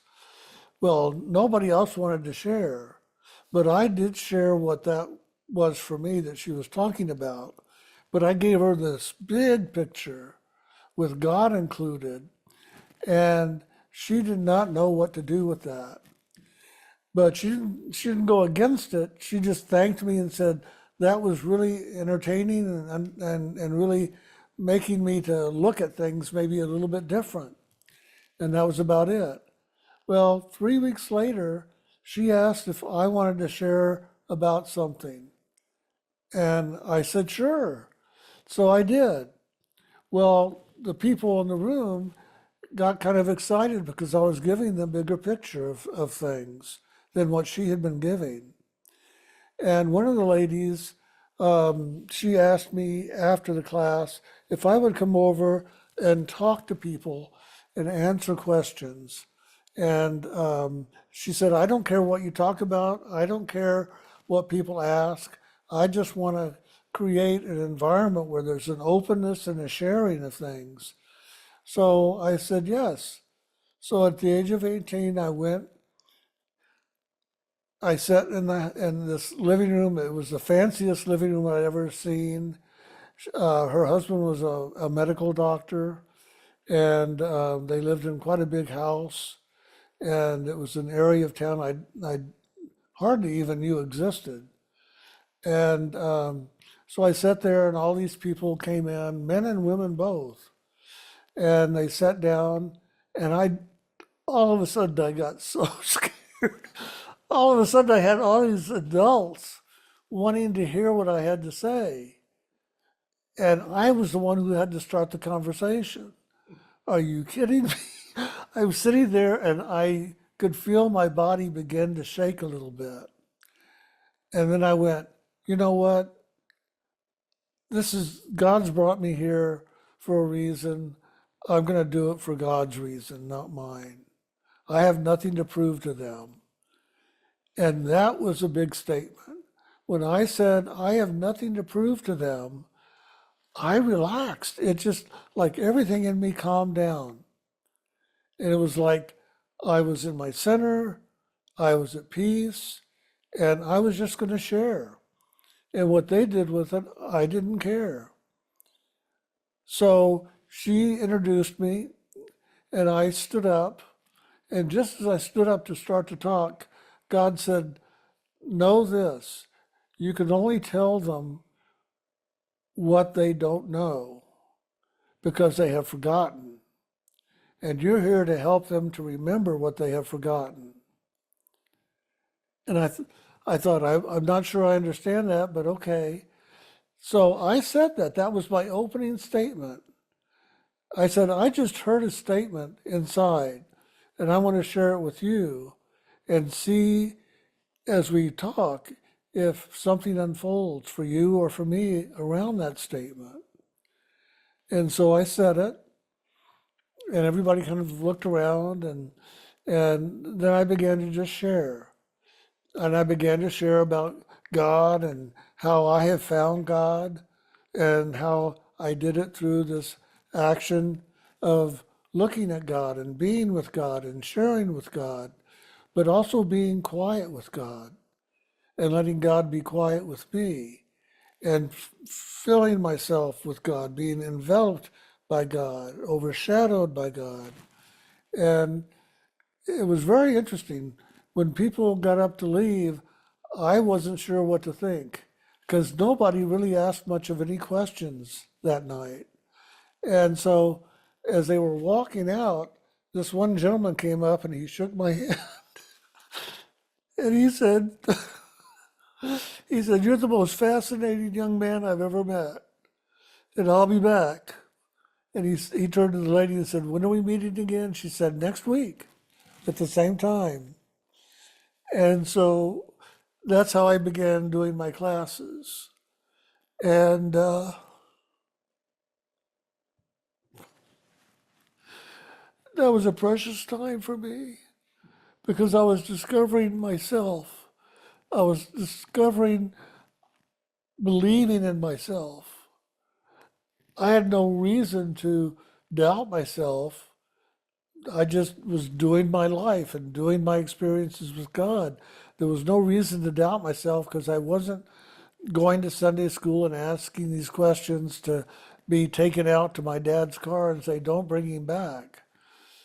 So I, I learned so much in that moment, and beginning to share every week was a wonderful action because I just found answers inside of me that I didn't even know I had. But when people would ask questions, that essence of God would come and just share in me and through me to give clarity. And it was amazing. It was just an amazing time for me. I opened up and I trusted and I believed in that which is spirit, that which is God, that which is loving. And I followed it to this day. I trust it to this day. And it has never really failed me. So the one thing I've always asked people to do is to spend time meditating, spending time in the quiet with God. Be quiet with God. Be still and know that I am God, God said in the Bible. And it is, be still. We ask you to chant the sacred name that we give at initiation, or to chant the hue or the anahue for a while, but then come to a quiet and be still and see the response from your chanting, from your calling out. See the response of what comes forward. what do you find in the quiet? Because it's in the quiet that you find God. It is in that quiet and that stillness that you find the inner depth of your own being and go to the inner depth to really know the truth of who you are. And who you are is not anything that is presented here in the world as this illusion of self. The self that you truly are is an essence of God. And to be still is a way to begin to know that and to live that and to share it. And I realized I spent 18 years going to school and doing my life as a child and whatever, but also doing this with God from the age of 5. And at the age of 18, I began to live it more fully because I was sharing it as well. Before that, I would ask my mom a couple of questions to see what she might know or what she might want to know that I had been learning. But there was no real feeding response on it. And my brother was like, go away, go away. And my dad was busy with his own life and just didn't make room for a lot of that. So it wasn't until 18 and I was invited out to come and share that I found what I really knew. I had a lot of wisdom inside, wisdom that I had gained just being with God every day. And that wisdom was my truth. But not just my truth, it was the truth of all truths. It was the truth that life itself exists upon. And once you understand those truths, your life opens and becomes something much more great than what otherwise it might be. So, the one thing I would ask you to do is just spend time in the quiet with God. You know, I've talked about talking with God, sharing with God, asking of God, listening to God, but also be in the quiet with God. In Psalms, David says, come to the quiet. Come to the quiet is the place whereupon you shall find the greater truth. So come to the quiet and be in that greater truth. Know the greater truth of who you are. And every answer in you is a key to the greater awakening within you. The truth of who you are, at the depth of who you are in God, is greater than anything we can imagine. And anything that we really even want, because it's greater than that. You know, the story of the prodigal son, and Brian kind of brought it up in a way, is about a soul that feels like it has to prove itself to God. And so it goes off alone into the lower creations to experience and to prove itself to be divine, to be greater than, and to prove itself to God. Well, it goes down, and instead of gaining and building and proving, it finds defeat and it finds loss. And it does not find the greater truth of acknowledgement from the world of who this person is, a child of God. All that time, God is calling out to the child, come home, come home. What are you doing down there? You don't need to prove anything to me. Just come home. But the child felt like it had to prove something. And so it stayed down in the lower creation.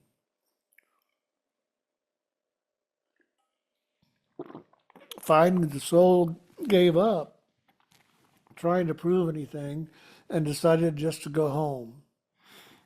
And all of a sudden it found that there was a great celebration being prepared for him. And he grew closer and closer to the celebration, and there was music and dance and people rejoicing that he was coming back. And there was God walking towards him to hug him and to greet him and to bring him back into the fold. And all he did was feel unworthy and did not know how to receive all this loving that was there.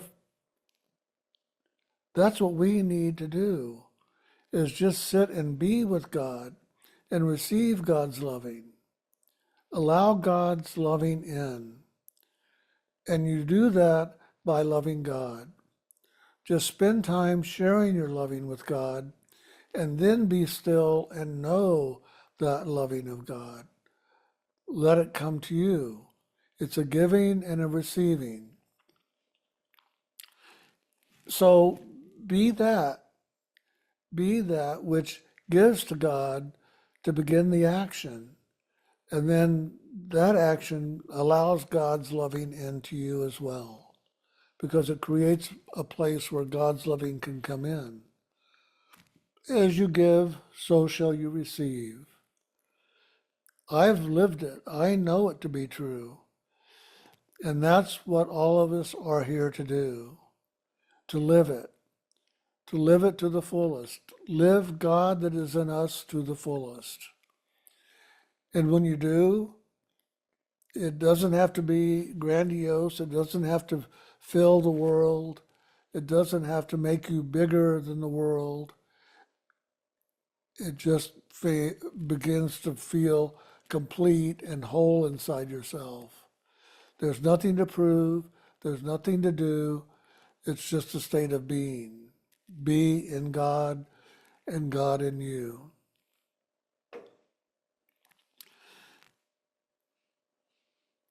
So that's a little bit of my story. There's a lot more to it, but that's a good sharing, I think. So thank you, and I guess we'll move towards a break.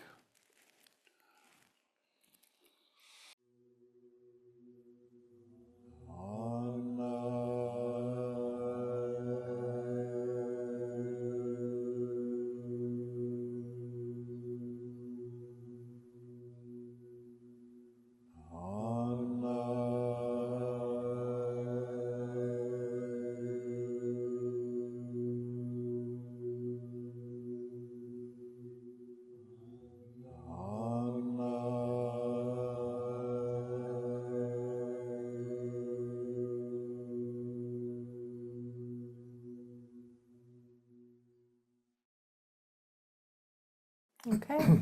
Sure. First question.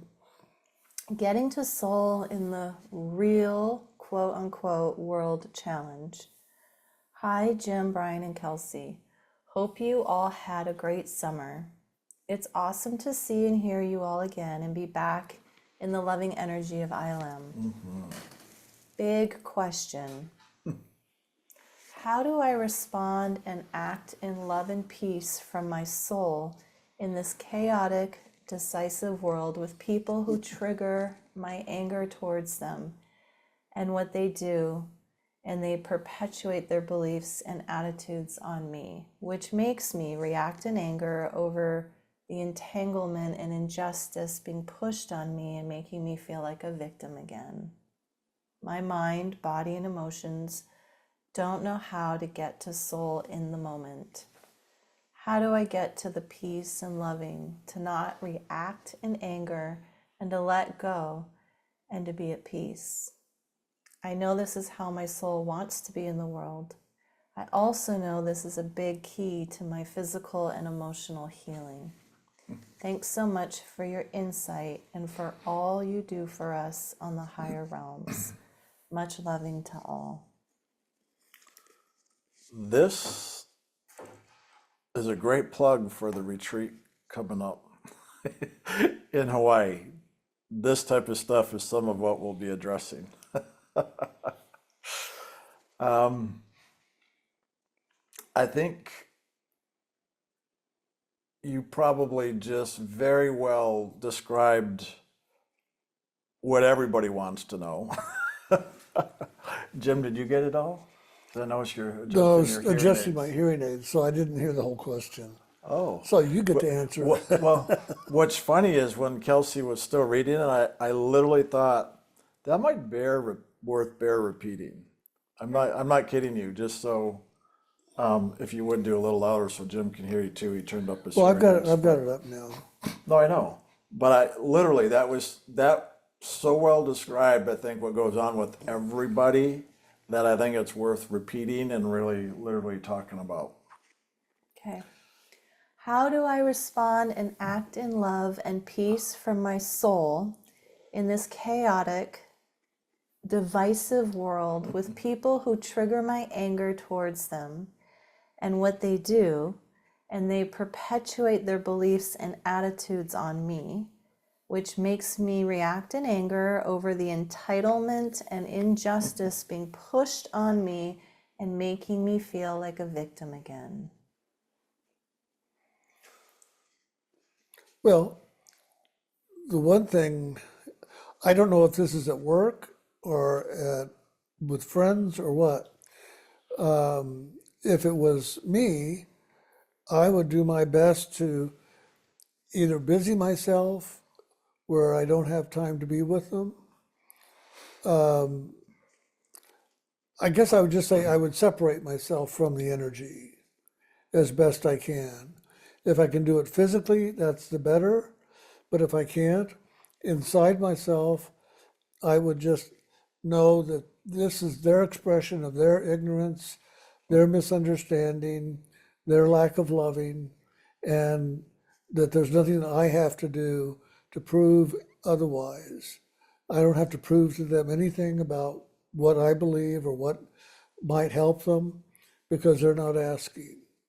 I was always told by God, if they ask, you answer, but don't put anything on people. Don't tell them what you know they need to be doing because they will rebel royally. So when I started doing my counselings, I said to people, ask and you shall receive. If you don't ask, I'm not going to tell you things because there's nothing for me to tell unless you ask.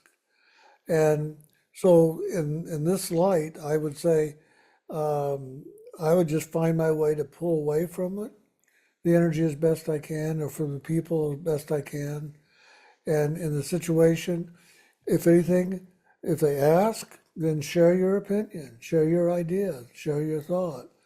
But I wouldn't get too caught up in it because those kind of energies are looking for a fight. Yeah, this is. Are you? Oh, No, I'm fine, I'm done. so this is really wide. Um, this is why I'm thinking about what to say because there's so many different things we can do with this. To go more in depth, if you listen to the Communion in Action talk, the CD on our website, that's what a lot of that is about. And a lot of communion action or communication you hear me talk about is around all this. And the keys to the inner kingdom, I believe, is another talk Jim did around this. So these are really like core things that what you're describing are the triggers in the world that I always share with everybody. So when people go, well, I'm not sure what karmas I have. What do I work on? What do I do? Well, anywhere you go into reaction is exactly that. So you're describing that process of the reaction, and a very good one, because what you described is what's common to all of us, every single one of us. No, how do you think I learned so much about communication when you've heard me talk about it over the years? Was through the process, okay? And this is ultimately here in a way to help us through that reaction begin to turn, like Jim said, to separate yourself from it. Well, there's two levels of separation. One, physically moving away, but two, what you're doing inside of yourself.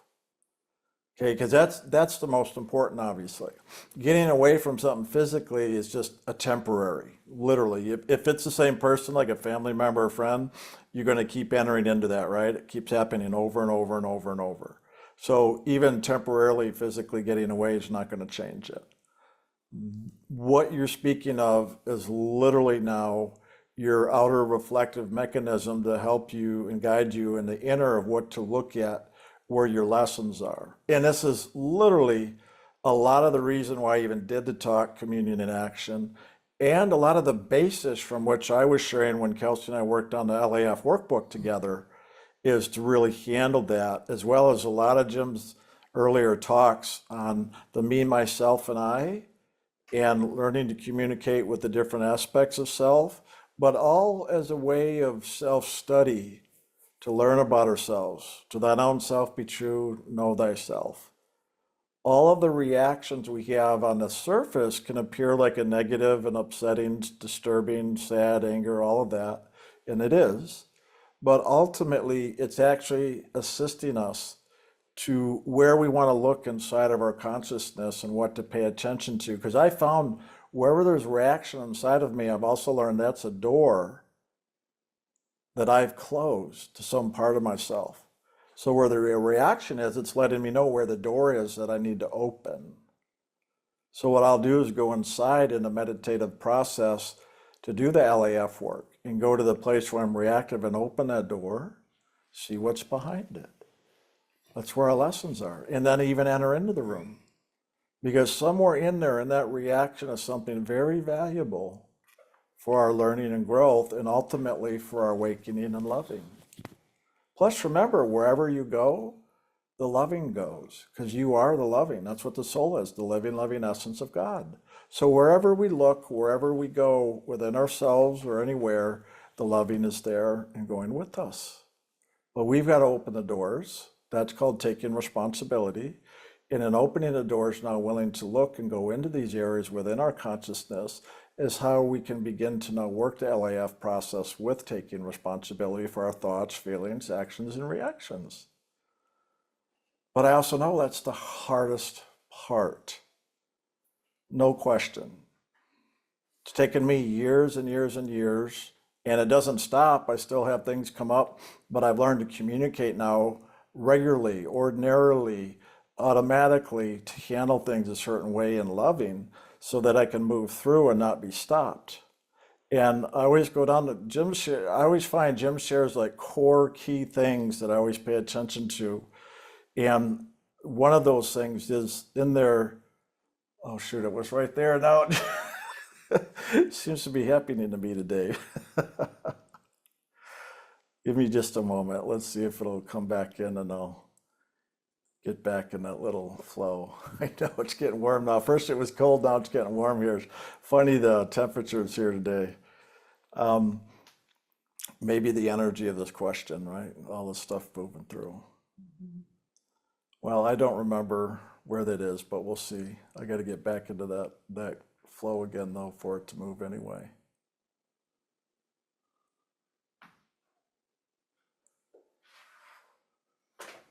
And I'm waiting, and it's just not there at the moment. Did you have anything else you wanted to share with that? Well, I wasn't sure if they were asking from a personal relationship or at work, or it almost felt like it might be at work. But I would just say, one, don't take to heart everything that people have to say. And two, when you go into reaction, hold on the reaction and put loving into it. You don't have to say anything to the people, but you just put loving into the energy, and the loving will begin to dissolve it.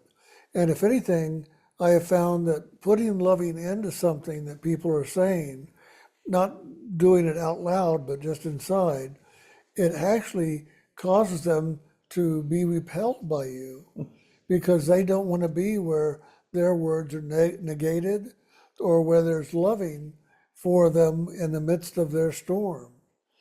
So that's two things I've done in the past, and I found it worked pretty good. the other things that I remember now, and that is literally what Jim shared today. One, we don't have it, there's nothing to prove. If you feel like you have to prove something or prove yourself, right there is a challenge you can let go of. Okay. The other one Jim shared in his sharing today about when he gave advice to this person when he was complaining, he said, forgive them.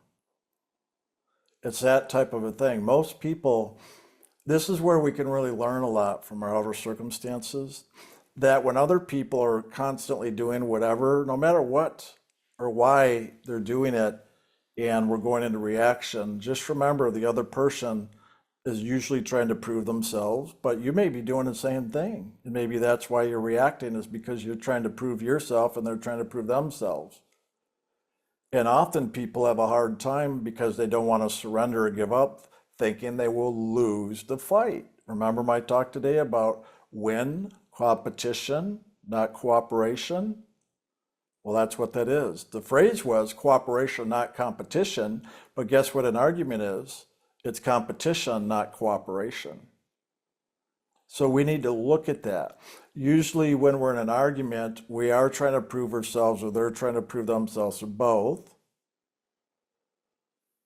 Right there, if you can let go of having to prove anything, it'll relax. Just like Jim shared today when he was, first time he was in this group of these adults when he was 19, he got all nervous and scared. And then when you realized, when you knew and told yourself, I have nothing to prove, you relaxed. Because ultimately, you're going to find no matter what other people are doing or yourself, they're just trying to express something inside of themselves that's important to them, that they care about, or they're hung up on, or they just want a good fight. But where does that come from? Why? Because there's something inside of them, which my whole talk was about today, that is making people feel, whether it's others or ourselves, insecure, inadequate, not good enough, not enough. So we're going to compete to try to win. So one of the things we can do in supporting ourselves is also in the forgiving others is also demonstration of compassion, let alone humility. Humility and competition don't work together, obviously. If you're in competition, there's no humility. If you're in humility, there's no competition. Because humility by its nature is going to be compassionate, surrendering, accepting, listening, loving, all of that. So then it's really a choice. First, we need to make, what do I really want to choose? Do I want to choose spirit or the world? The world will be competition, spirit will be cooperation. Because when somebody's trying to prove a point, if you move into cooperation and just listen, again, I'm stealing a lot from Jim's talk today because I listened to his talk. He learned how to listen to people. And often in people wanting to be heard, even if it's to prove a point or be righteous, they just want to be heard and accepted because that feels loved.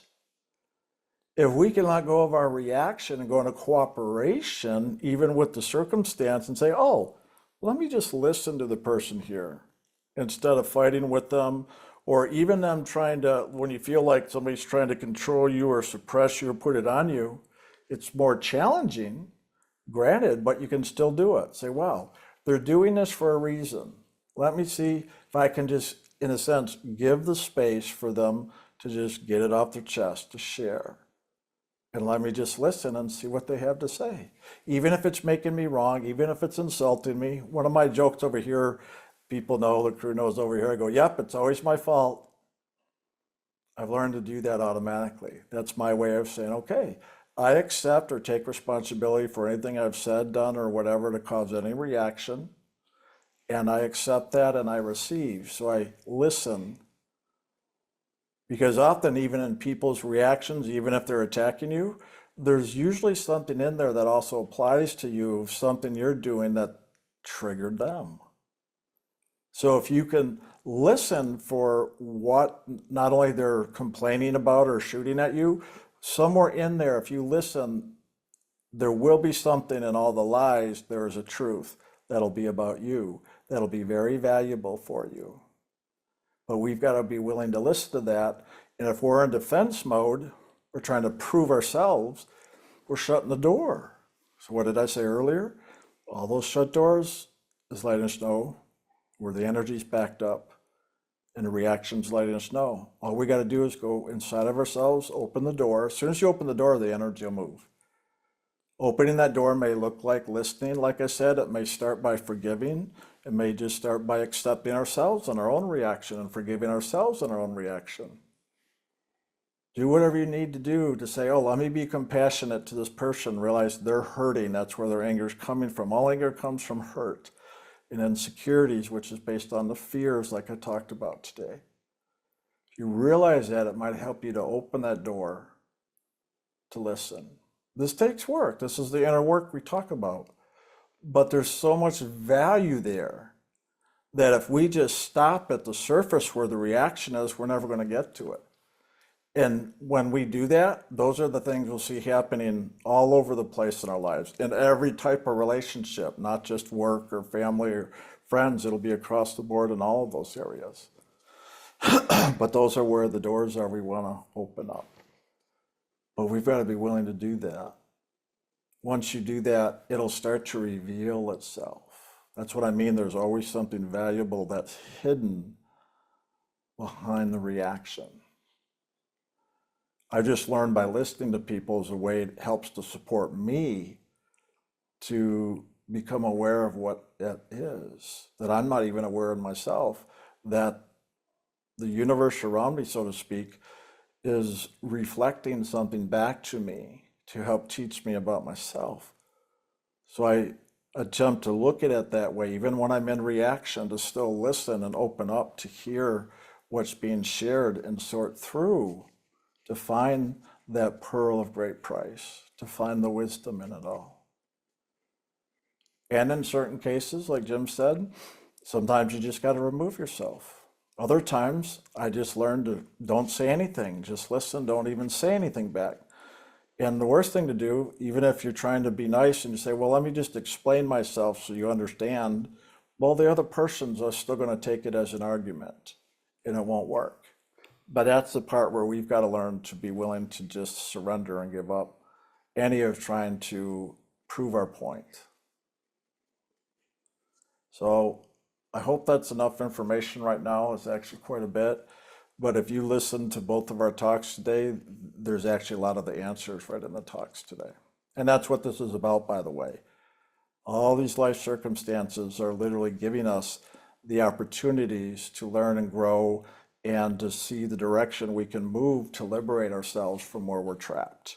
And the reactions are letting us know where we're trapped. Is that good for now? Yeah?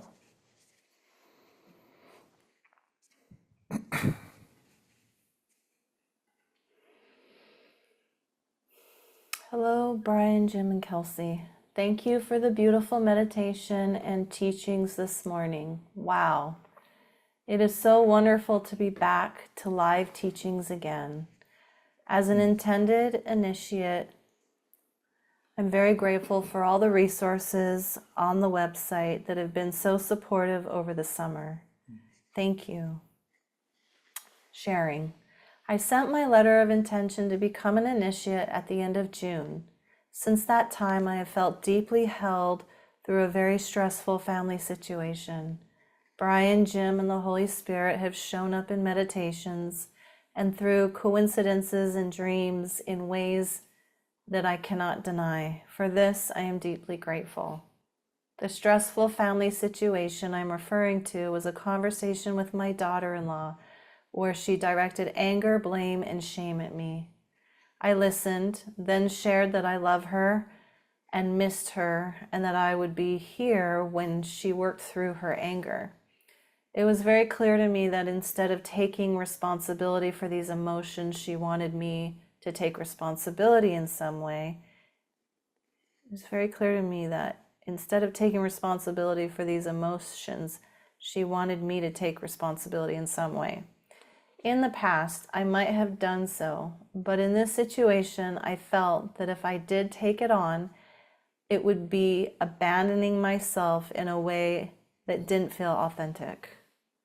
The stress of this conversation brought on physical symptoms of heart palpitations and the emotions of grief and confusion, to name a few. These symptoms have since subsided, and I feel much less connected to the story. Every day I have been turning it over to God, offering it up and asking God to be with me through it all, no matter what was arising. I love my family deeply, and yet there is a level of ease and space that is quite exquisite, even though what might be viewed as a difficult situation. I just don't feel the same. It's not like numbness, but actual freedom. Of course, I would like the situation to be different, but I'm unable to go back to an unhealthy relationship dynamic. I'm very grateful to be in this space, and yet I'm curious and do not want to be engaging in any form of spiritual bypassing. Question: is there something that can happen as a result of moving on the pathway of sound and light? Is this something that can happen as a result of moving on the path of sound and light? Is it possible to live through these challenges and just not be so triggered? Or do you sense that I'm not facing this issue head on or bypassing it in some way? I would appreciate any feedback or observations you want to share. I'm beyond grateful to my friend who has shared this pathway with me, and to you, Brian, Jim, and Kelsey, for shining the light and guiding us home. Peace. Well, I would say the blessing is you're witnessing the movement of the Holy Spirit and loving in your life in a way that you may not have ever experienced before, because your intention now is to go home to God and to do all you have to do to get there. And the Holy Spirit is going to back you 100%. And what happened here is a very good example of that, because you're finding that you don't have to be reactive. You don't even have to be active. You can just be loving. You can be forgiving. You can be accepting. You can be in a state of gratitude for all this opportunity for yourself and for everybody else involved, that lessons can be learned, change can take place, growth can happen. And I think that if anything, you're already witnessing, just by what you're sharing here, you're already witnessing a lot of what this pathway has to offer and how it really likes to operate. Do you have something? Yeah, this is kind of a carryover from the last question for me, that this is where, yes, there's outer communications we can do to work with these things, but ultimately it doesn't change until we really do the inner work and rise above it. And that's like what Jim was saying, and also with the meditation is how we start to lift up above it all. Okay? It's that lifting up above where we get free of it. That's true freedom and liberation. When we're in these things, we're caught up in them. That's where our lessons are. That's where the karmas are. That's what I mean by closed doors. That's when we go into reaction. And the goal is to always see to the soul, go to God through the meditation and lift up as high as we can and keep moving that direction.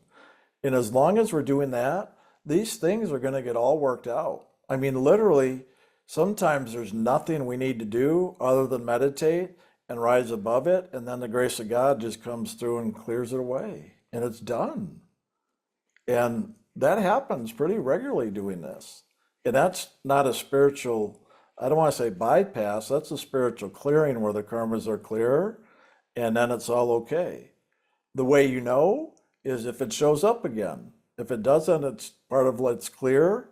That's not always the case, because obviously sometimes people can just avoid it totally.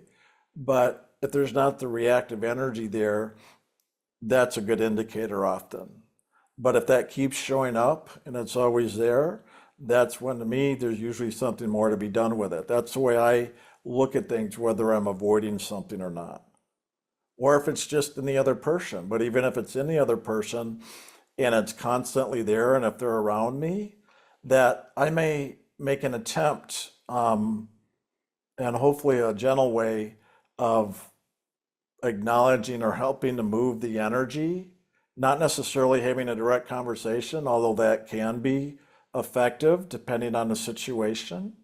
But if all it does is lead to arguments, then obviously that's not effective.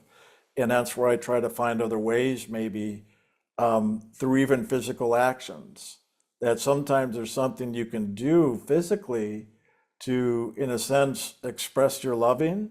And in that action, it can often support or serve the other person to help release and let go of whatever they've been running to themselves with you.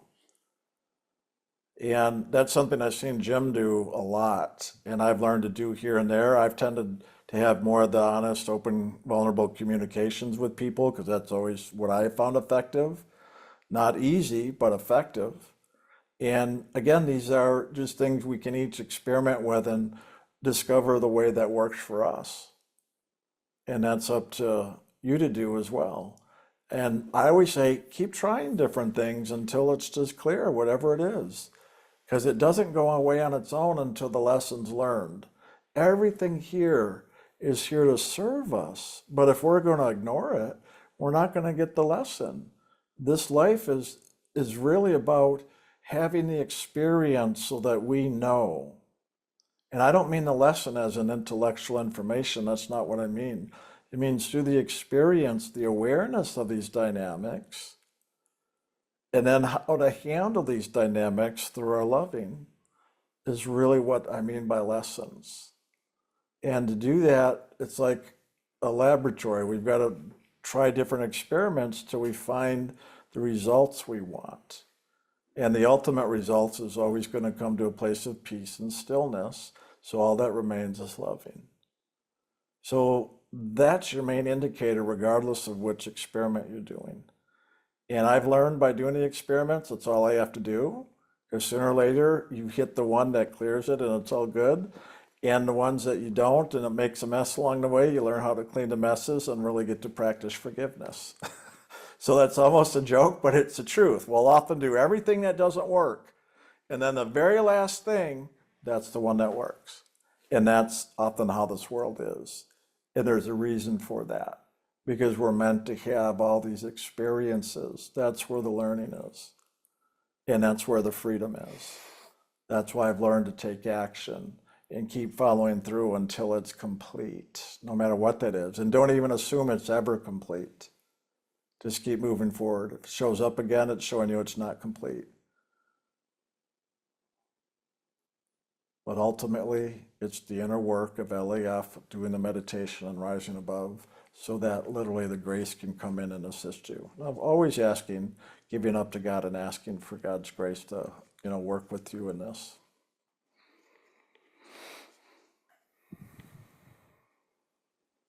Okay? Yep. Aloha. Aloha. Thank you for your sharing, Brian and Jim. I have a question for Jim. Jim, you mentioned having an experience with God at 5 years old that set you on your journey with God. Can you share more about that experience that made you feel God and wanting more of God? Thank you and much loving to you both. Actually, I've always said that is the most sacred experience of my life, and I've never shared it because it is so sacred. It was really a dynamic with God that woke me up and put me on my path. So I'm going to keep it sacred. Just, I would pray that you all could have some kind of dynamic with God the way I did to stir you into a greater action. And that one of my prayers, that's why I'm doing what I'm doing, is to help maybe spark that in people. Is there anything else you'd want to say around that to support them on their journey? The thing I was looking for God at 5 years old. I was looking because people talked about it. My mom and dad would talk about God once in a while. I had never been to a church at 5 years old because my parents didn't go.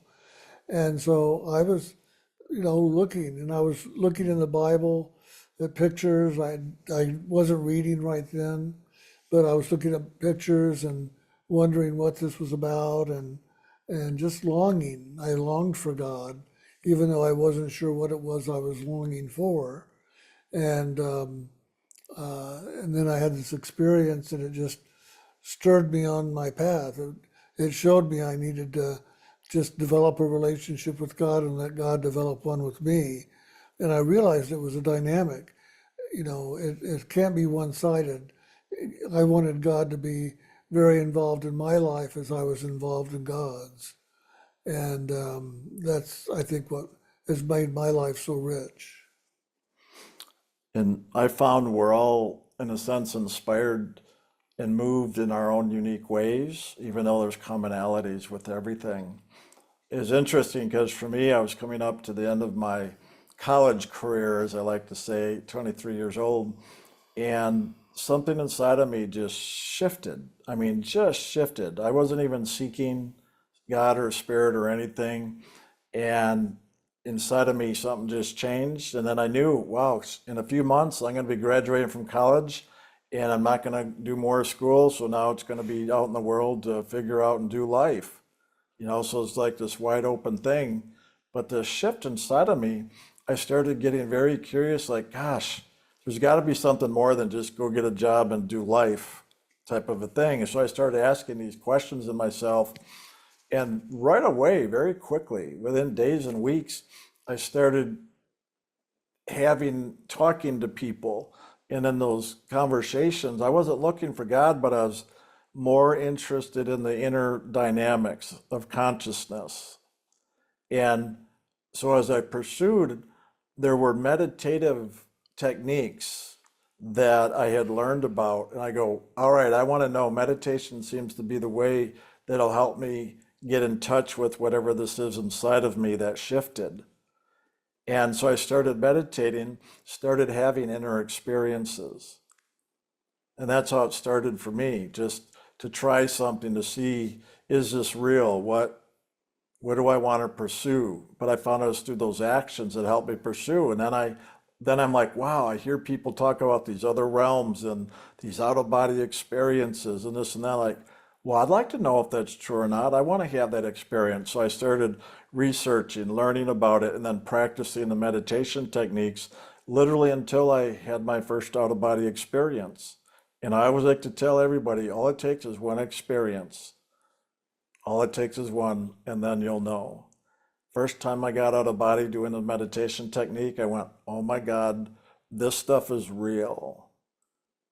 And then never looked back since then. That motivated me enough, knowing that it was real from one experience, that I just pursued it to this day, over and over and over, especially when it's repeatable. And it's just continued to inspire me because of the inner journey of awakening and all the types of different experiences we can have, as well as in my physical life. And then my physical life began to take on greater meaning and purpose. So it wasn't just like us seeing everybody going and getting a job, raising a family, retiring and dying, right? It's like there's got to be more to this. So whatever your questions are that you're seeking after, it's good to pay attention to that, because like the longing Jim mentioned, we each have a longing inside of us. And until we understand what that longing really is, let it be your motivation. As long as the longing is there, it's going to motivate us. Follow that. Search for whatever is going to help you to answer that. For us, it was the meditation, it was seeking God, it was waking up, experiencing God. And we know it's the truth for everybody, but each person has to discover for themselves, so you know what the truth is for you. And that's only through your actions, your efforts, and you'll have the experiences you need to have, and keep on seeking until you do. And then you'll know you're right on track and keep following that. That's all I did. And here I am 35 and a half years later, still experiencing more of this greater truth. And it's up to each of us to pursue that in the ways that work for us.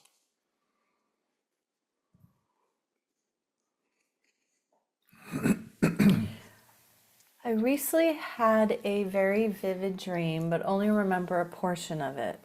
In the dream, I was escaping from something and then found myself inside a house with my daughter, who was at a very young age, and my ex-husband. I had been anxious that my daughter might had been outside and unsafe, and was relieved she was inside. As the door was quickly closed, I peered out and saw a huge dragon or dinosaur with half of its head inside the house, so I could only see the neck, the body, and a very long tail. The scales were large and triangular and golden orange-ish in color. Any input on the symbolism of this? Well, there's the pearl of great price, and there's a dragon that's ever chasing after that pearl to capture it and to hold it in the lower realms. And to me, I think it's trying to say that you're becoming aware of the positive and the negative, the good and the evil. And the dragon represents the negative side of things. And so I think it's showing you that that you're feeling or experiencing the negativity trying to get at you, and all you have to do is just keep putting up your loving, putting up your light and sound inside of you, and let those things protect you. The fact that it had the head in the house, but the rest of the body was outside, means that is that correct? Okay. That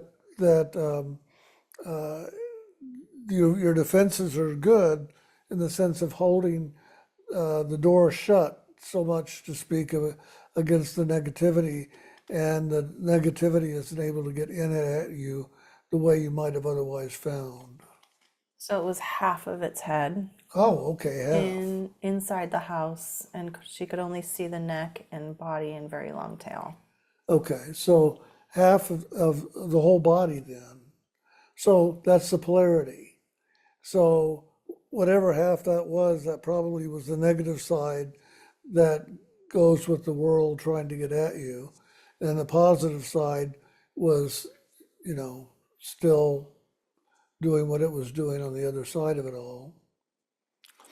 So to build on this, because I always try to approach everything that when we have the experience, there's a purpose, there's a reason, it's serving us in some way to teach us about ourselves.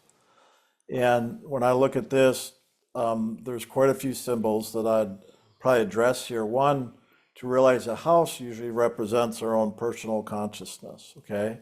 So this is about you and your house. To me, the little girl, your daughter, is symbolic of that inner child inside of you and what you recognize in your daughter as an aspect of you, okay? And that's a part of you that you cherish in a way, and you want to make sure it's safe. That's why having her in the house was important, right? So that's part of the protection, so to speak, or survival in a way.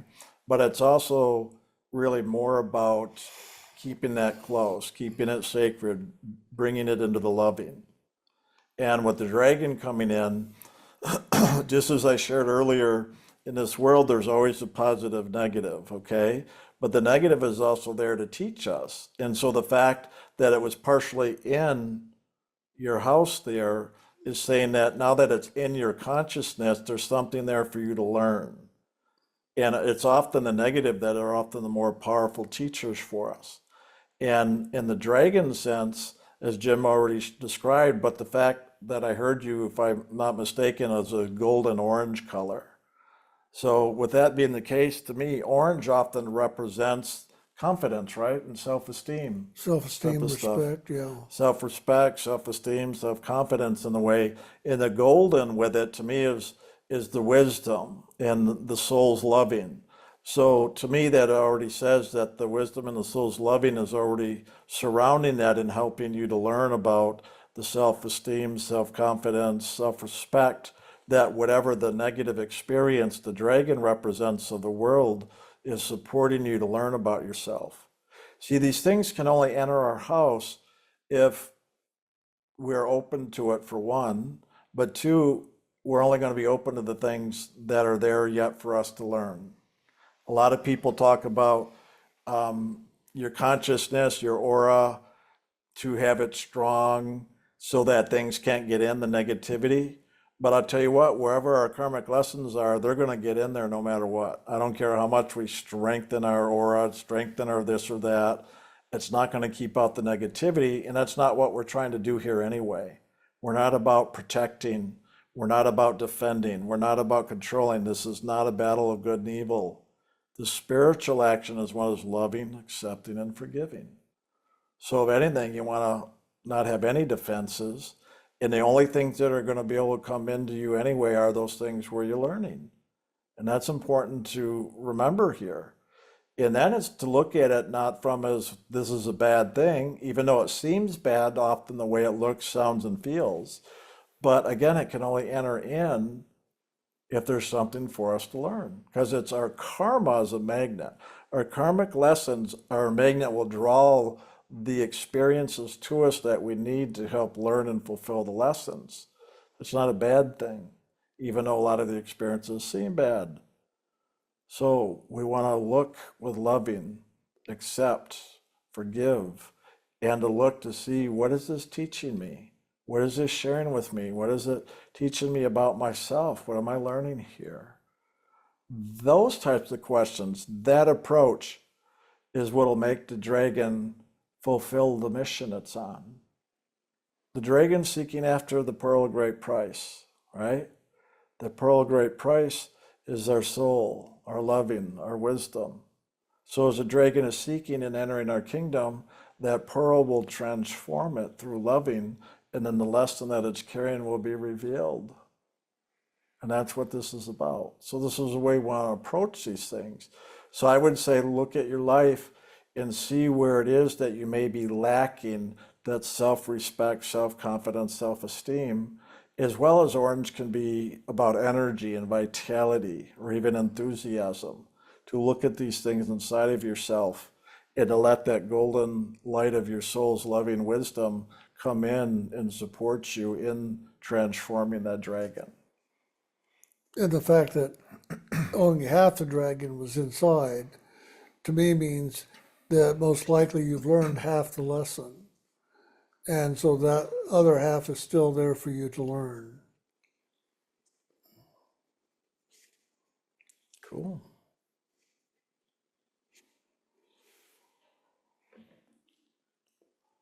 I like having Brian here because he can expand on what I've said. It used to be the other way around, didn't it? Yeah, you give a lot more detail now, which is nice. You've taught me a lot.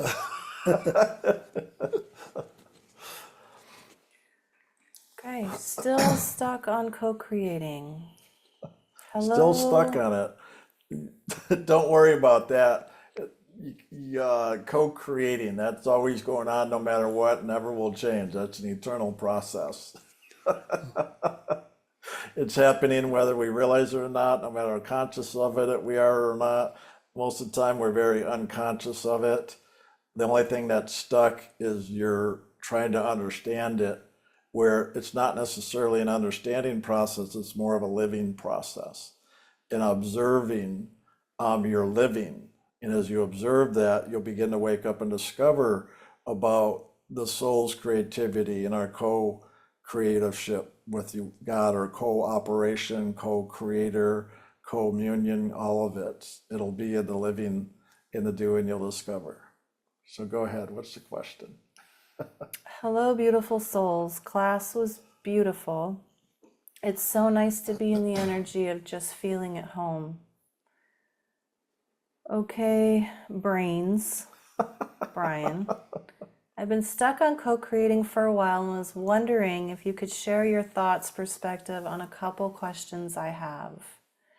If we are the living essence or sparks of God, the source of everything, God, and if the source of everything is always creating and can never not create, then are we in turn co-creating as the sparks of God and living or returning all experiences and the knowing / understanding of everything back to God?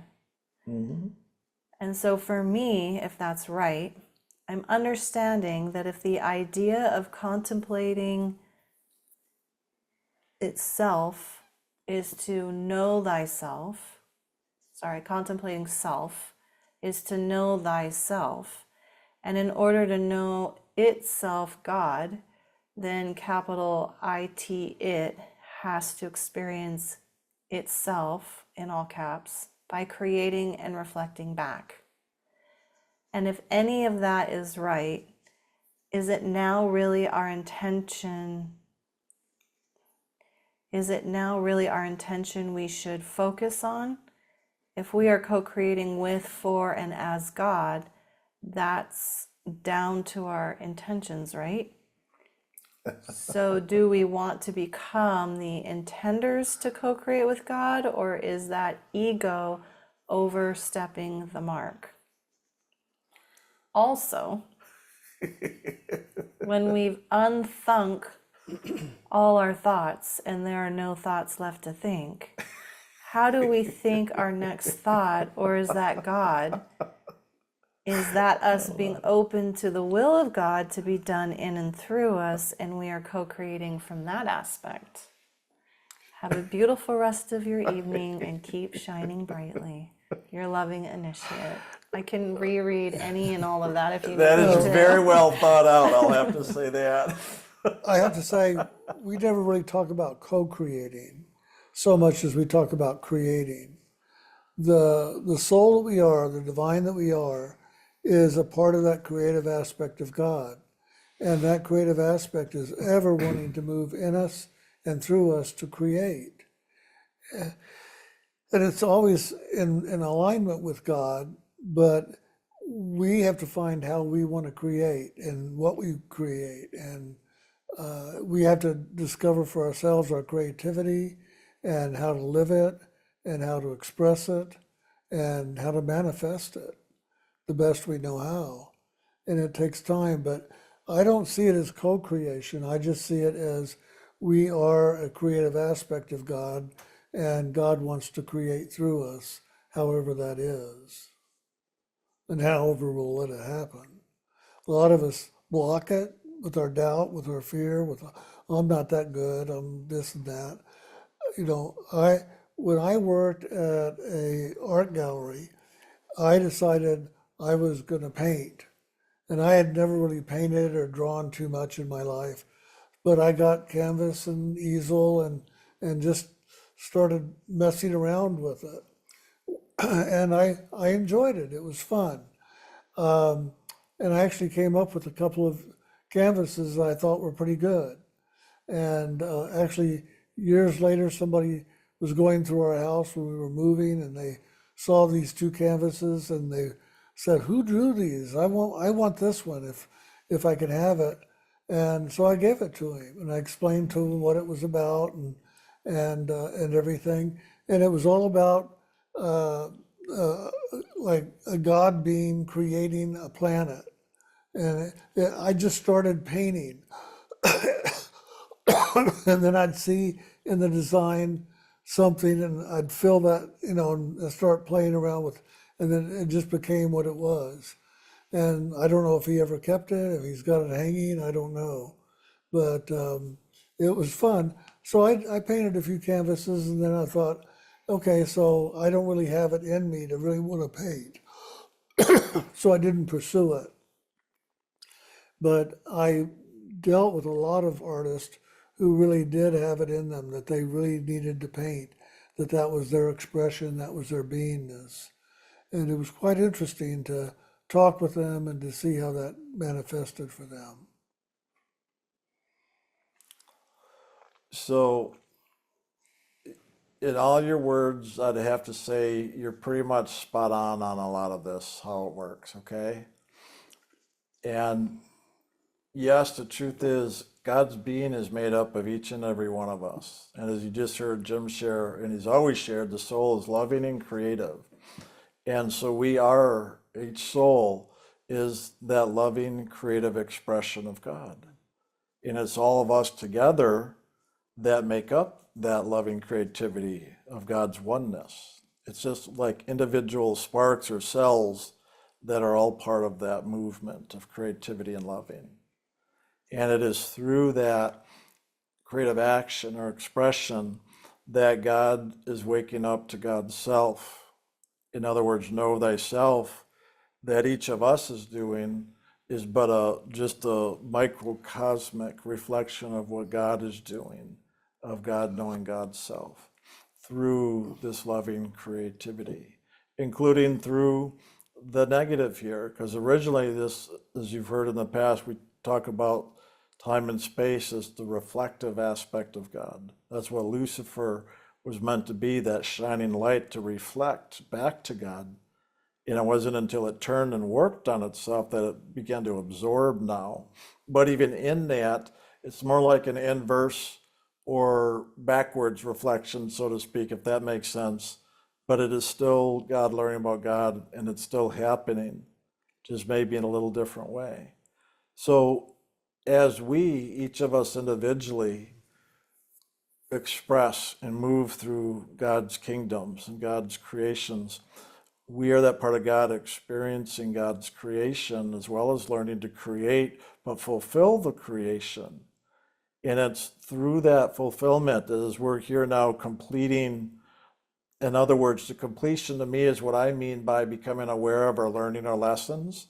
Those lessons are those unexperienced experiences that as we have them, we learn. And it's that learning then is the wisdom that now goes back into the soul, which is now being brought back to God as the soul is returned home to God. So the wisdom we wake up to through our experience is the same wisdom and experience that now as we, the soul, return into the oneness with God, is now returned into God's fullness and beingness. Okay? It just looks like different aspects, but it's all really just one movement. It's just done through each individualized cell or spark or soul. That is the same process. But in all your words, from what I can remember, I just know that a lot of that is on course with what you're saying, even though it may seem a lot of wordy or maybe mental, but is a very thorough, well thought out process and all that. And that it is through each of us just fulfilling our own lives and getting liberated and going home to God by what it all takes place. We could take the experience of the last sharing, like about the dragon and the orange color and the golden orange and how I described the symbolism. That's a good experience right there to see how it looks on a practical level, both physical and metaphysical, of this unfolding journey. Okay? So I think I'm going to leave it at that. And hopefully you got or gleaned the wisdom out of that sharing. I enjoyed all your words. It brought me a nice giggle and all that because of all the words. But I think you have a good, at least a mental understanding of the process. And what we're doing here in ILM is the fulfillment of that process. Because the soul's return home to God, it's not only a liberation from this world in creation, physical creation, but that liberation is really a fulfillment of that learning process of God's creativity. And the truth is, as Jim just said, it's just creation. Only man has divided it to co-creating, in other words, the soul and God. There's a separation, right? Because this world is a world of duality. So it's always the just even cooperate, like I talked about. Well, that's a nice way to address it on this level, which is probably the most easy to understand and work with. But the truth is, it's just one. It's just loving creativity rather than co-creation.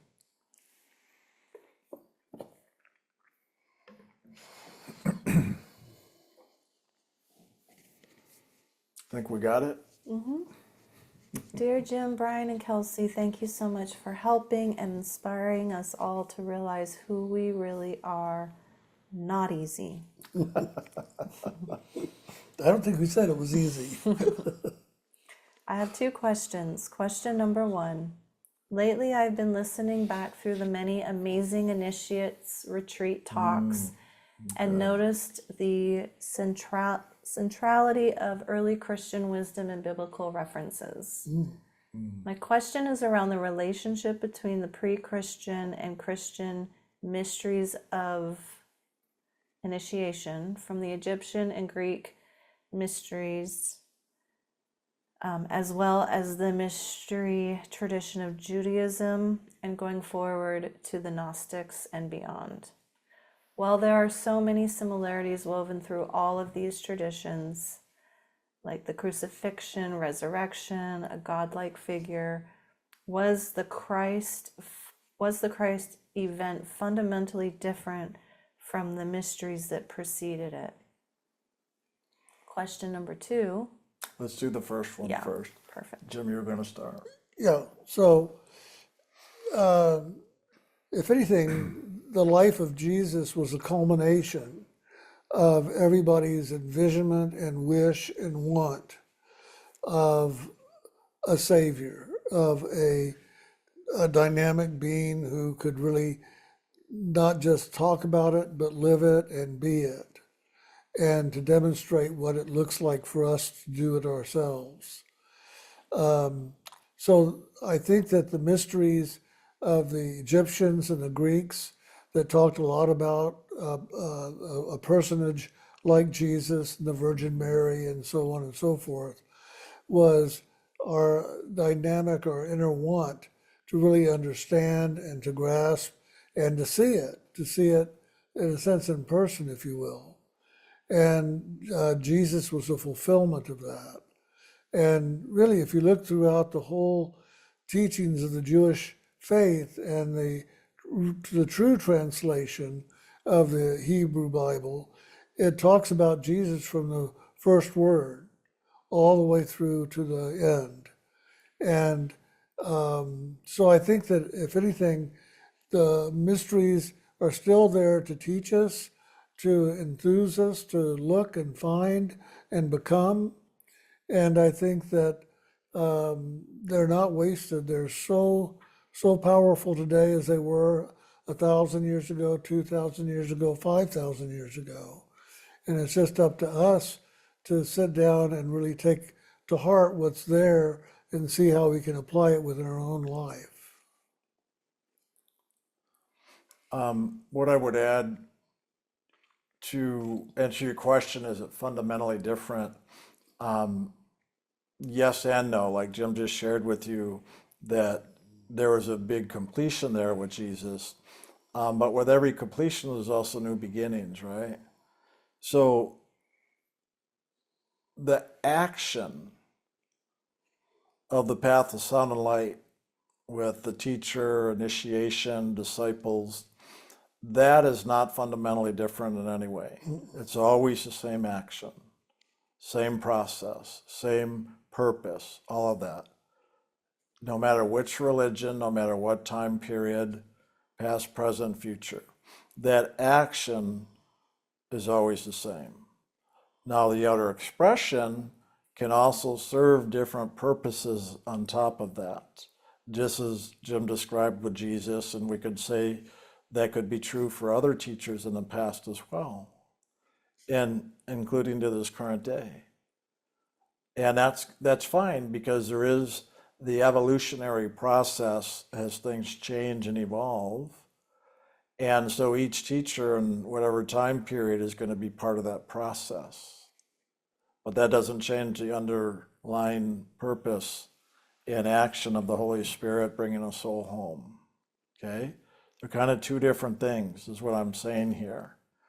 There's often what we'll say is an outer service to humanity, but the most important primary service is always to the soul and its return home to God. So that's the same on the inner, and the outer does have different actions depending on what's going on in the world in the evolutionary process. I think that's the way I'd probably describe it. Yeah, I mean, in different cultures, certain things are considered sacred and certain things are considered non-sacred. For instance, in India, a part of the sacred action is being vegetarian, and in the West it's not. And so they look different on the outer, but on the inner, the action is the same. It's all about initiation, it's about the sacred name, it's about liberating the soul. And it just is what it is for us to take in the information of truth and live it to the fullest and fulfill it.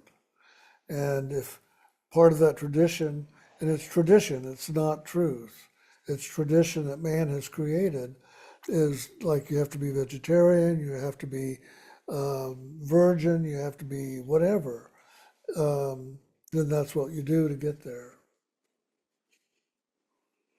All right. Question number 2. When I'm loving God in meditation, is it okay to feel and know that I'm simply loving the bigger part of me from the more separate, incarnated part of me? I ask this because sometimes I feel that even the act of loving God reinforces the idea that I'm not actually part of God. I hope this makes sense. That makes a lot of sense. With much loving.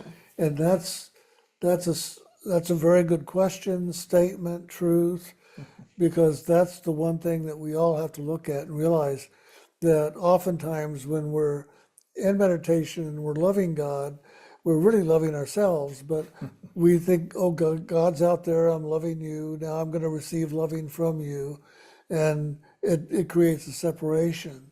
And so that's a very good question, because there is that dynamic that goes on. And the key is to love God in me, God that I am. That part of God that is here, I love you. That part of God that is here, I open to receive your loving. And let it be internalized rather than externalized. And it can make a big difference that way. But that's a huge dynamic, good question. And it's one I think everybody goes through at some point. And it's good to go through all that and let it keep unfolding. Don't even get stuck on that. One of the things I've learned in this process is that at different periods of time, we're going to, as we keep transforming and transitioning, walking this pathway, we're often going to look at things in multiple different ways. In each of those ways we look at it is helping us to awaken to the greater fullness completely, right? So one of the perspectives is we're separate from God, God's out there, we're going to love God and open to receive God's love, okay? Yes, that's a perspective of like there's really more separation. And that's important though. It's important we do that, at least for a period of time. And then as it shifts, because as we begin to keep doing this, eventually that channel between us and God is going to bring us together. And that's where there's more of a oneness. For me, that's what I did all the time. That brought me into the merging into the oneness with God. So it works. In other words, it'll work no matter which approach you're taking. What matters is you take the action of the meditation. No matter how or from what perspective or point of view you take it, what matters is you take it. And I found that on that journey into that merging with God, literally at different periods of time in there, God would move me around where I would literally have different perspectives from which I did approach God. And that is one of them, what you just said, is really knowing that oneness. Because for me, when I finally merged with God, I realized at one point I had this inner experience where I was going to God, and at the same time God was coming to me, but it was all now merging and integrating together as one. And I'm like, wow, am I going to God, God coming to me? But now there's no coming or going, it's just being. Okay, and I've had the experiences where literally I was literally like a sphere, and I was spinning and turning around in every angle, diagonal, up, down, every way, so that I had not only a 363 degree, but I don't even know what to call it, from every degree angle view in a sphere inside in the middle, that I was being and looking from every single perspective you could, being in a perfect sphere, okay, or a globe. It's all those perspectives and approaches, points of view or viewing points that awaken us to all these different aspects of God. As God is in all things, so we're going to wake up to God in all things. And so that hence would almost require all these different points of view or viewing points. So allow yourself to do what you're doing, and that's a wonderful one, what you just said, and a very important one. And none of these are right or wrong. It's mainly just taking the action, because I don't want people hearing this and going, oh, I just need to do that, where maybe they're not in that place for that perspective yet. But at some point, everybody will go through that. But all of it is valid and important, so that we wake up to the fullness of God, no matter what approach or perspective we take. So enjoy what you're doing. It's powerful. It's awesome. So glad to hear it. I always love it when people are making the effort. And what I always say, experiment. This is exactly what I mean. This is a good, really more than an experiment. I almost hate using the word here, because this is more real of you waking up to the truth of who you are, and that's not an experiment. That's a living reality. So thank you for sharing.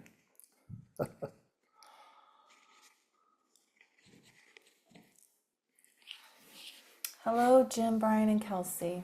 I've been writing my daily truth daily, and they are always changing. One day I believe in something, and the next day it's another truth. For example, in my personal life, I believe someone can help me in my life, and I feel God has brought me that person in my life, and it is the only truth. And the next day, I believe in another truth, and those people no longer help me. So what used to be true last month or last week or yesterday is no longer true and causes me confusion and instability. I do not know what my truth is, since I no longer want to have any truth at all, as they don't mean anything for a long time. My own truth in this world doesn't exist. In spirit, I am also confused lately about my truth, and I assume we are only supposed to write about our spiritual truth daily. My meditations have been unpeaceful for many months. Aside from knowing I am a true disciple of ILM, and this is not going to change, I can't find any truth to write at all. Please elaborate on how to write about my truth in my spiritual life, since I have nothing to write lately. Thank you, and looking forward to the retreat. I would say, write that you just said about nothing seems to be true. And even write about what it is that is confusing you or confounding you or that isn't true anymore. And begin that way and see what might unfold. Put the energy into motion. Don't sit there waiting for something. It is waiting for you to take action, to take action, to take action. And if you take action, Spirit, God, your soul will take action with you. But if you go into inaction or reaction, you're going to find that holds back whatever is wanting to come forward.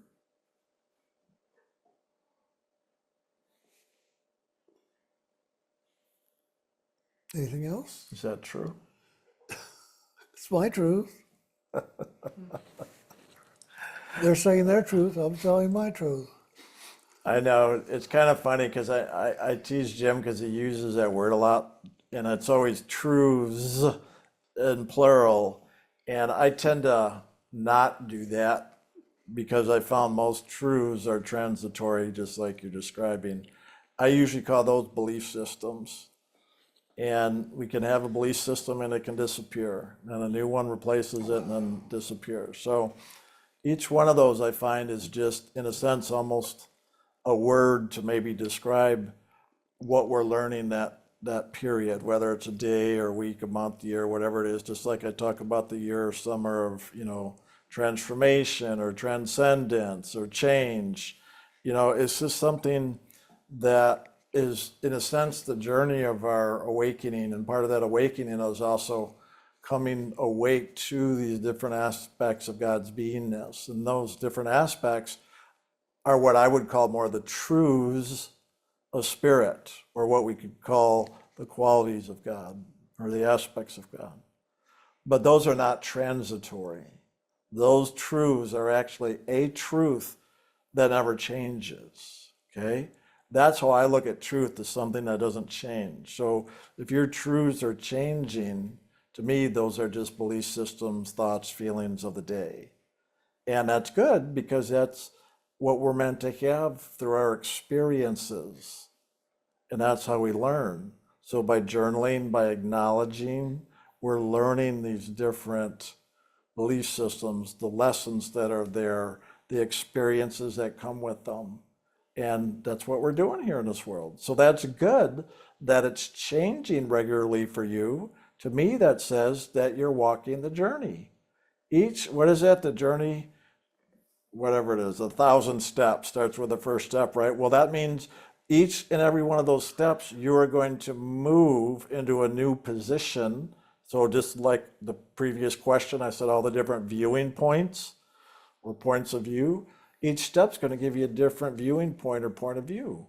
So each of those gives you a different perspective. So you're learning more, your consciousness is expanding. So each step of that journey is what fulfills the journey. And that's the main thing to keep in mind here. I don't care if it's about the physical, the mental, emotional, the spiritual. To me, it's all the same. The soul's going to transit through all these levels, so that through all that transit, we're going to wake up to a greater fullness. And that's what this is about. This isn't about being confused or not confused. If anything, when I hear people say they're in confusion, I'm like, that's fine. That's part of the journey. So take the next step. The next step, all of a sudden the confusion's gone and you see very clearly. Well, how would you know what confusion is if you hadn't experienced confusion, right? Well, then when we're in confusion, what do? We think something's wrong, we feel bad, we judge ourselves. What did I do wrong? We question everything. Well, guess what part of the journey is? Being confused and questioning everything. What did Jim say? Spirit told him, well, ask. So by asking, we're going to question. Sometimes we don't question if we don't get confused. See how I'm playing with this? When you start seeing the dynamics and how this works, it all works together and it all has a place, so that we continue the journey and have all these different experiences. And that's the setup. Therein is the perfection. When I've gone through these things where my head starts spinning, I don't care if you call it confusion, dizziness, craziness, losing your mind, losing your wits, whatever it is, okay? All that's teaching us something. And no matter what's going on, I've always found out when I get like too spinning, that's when I just go into meditation and chant the name, because I found it always pulls me back to center and anchors me right in the soul. And every time I'm pulled to center, all of a sudden everything calms down. Peace, be still. Pulls me right out of the confusion, the doubt, the wonder, the worry, the fears, and everything just relaxes. So that's always the saving grace, is literally the sacred name. Utilize it. It's more powerful than absolutely anything in this creation, and anything we could do, say, think, or feel, anything, is that sacred name. So utilize it when you feel like you're spinning, and when it pulls you back, you'll have the perspective from a true place. There's the truth. It's from a true place in the soul. And then the soul will see all these things. And that seeing is the awareness, and where the wisdom is gleaned. That's all really we need to do. And it's a very practical thing too, to get you out of your confusion and feel like you're losing your mind, losing yourself, losing whatever. Because the truth is you can't lose yourself. We can go a little crazy making if we think about it, or these different energies will shake us up a bit. But you've got the most powerful tool there is when you have the sacred name. And that'll fulfill all this other stuff anyway that I was talking about. Ultimately, you got the sacred name and the meditation. Doesn't matter what you're going through, not one bit, because you'll go through it. It'll bring you through it. That's the good news.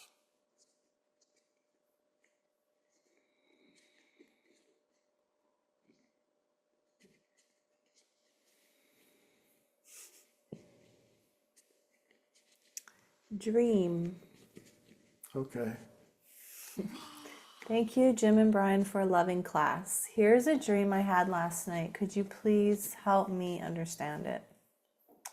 I got a black and white cat from an older couple to help nurture 2 dolphins they had in a pool. One day, the cat was missing and I found it dead in another pool. So I went out to get another cat. The dream then had me show up at a billiard room where Matt Dillon was playing. I said to him that I was putting a new and yet small speaker into the wall. Even though he seemed not to want me to do that, he allowed it, which made the couple happy who wanted it installed. And they were on the other side of the wall where the pool with the dolphins was. That was the end of the dream. Thank you for your continued loving you.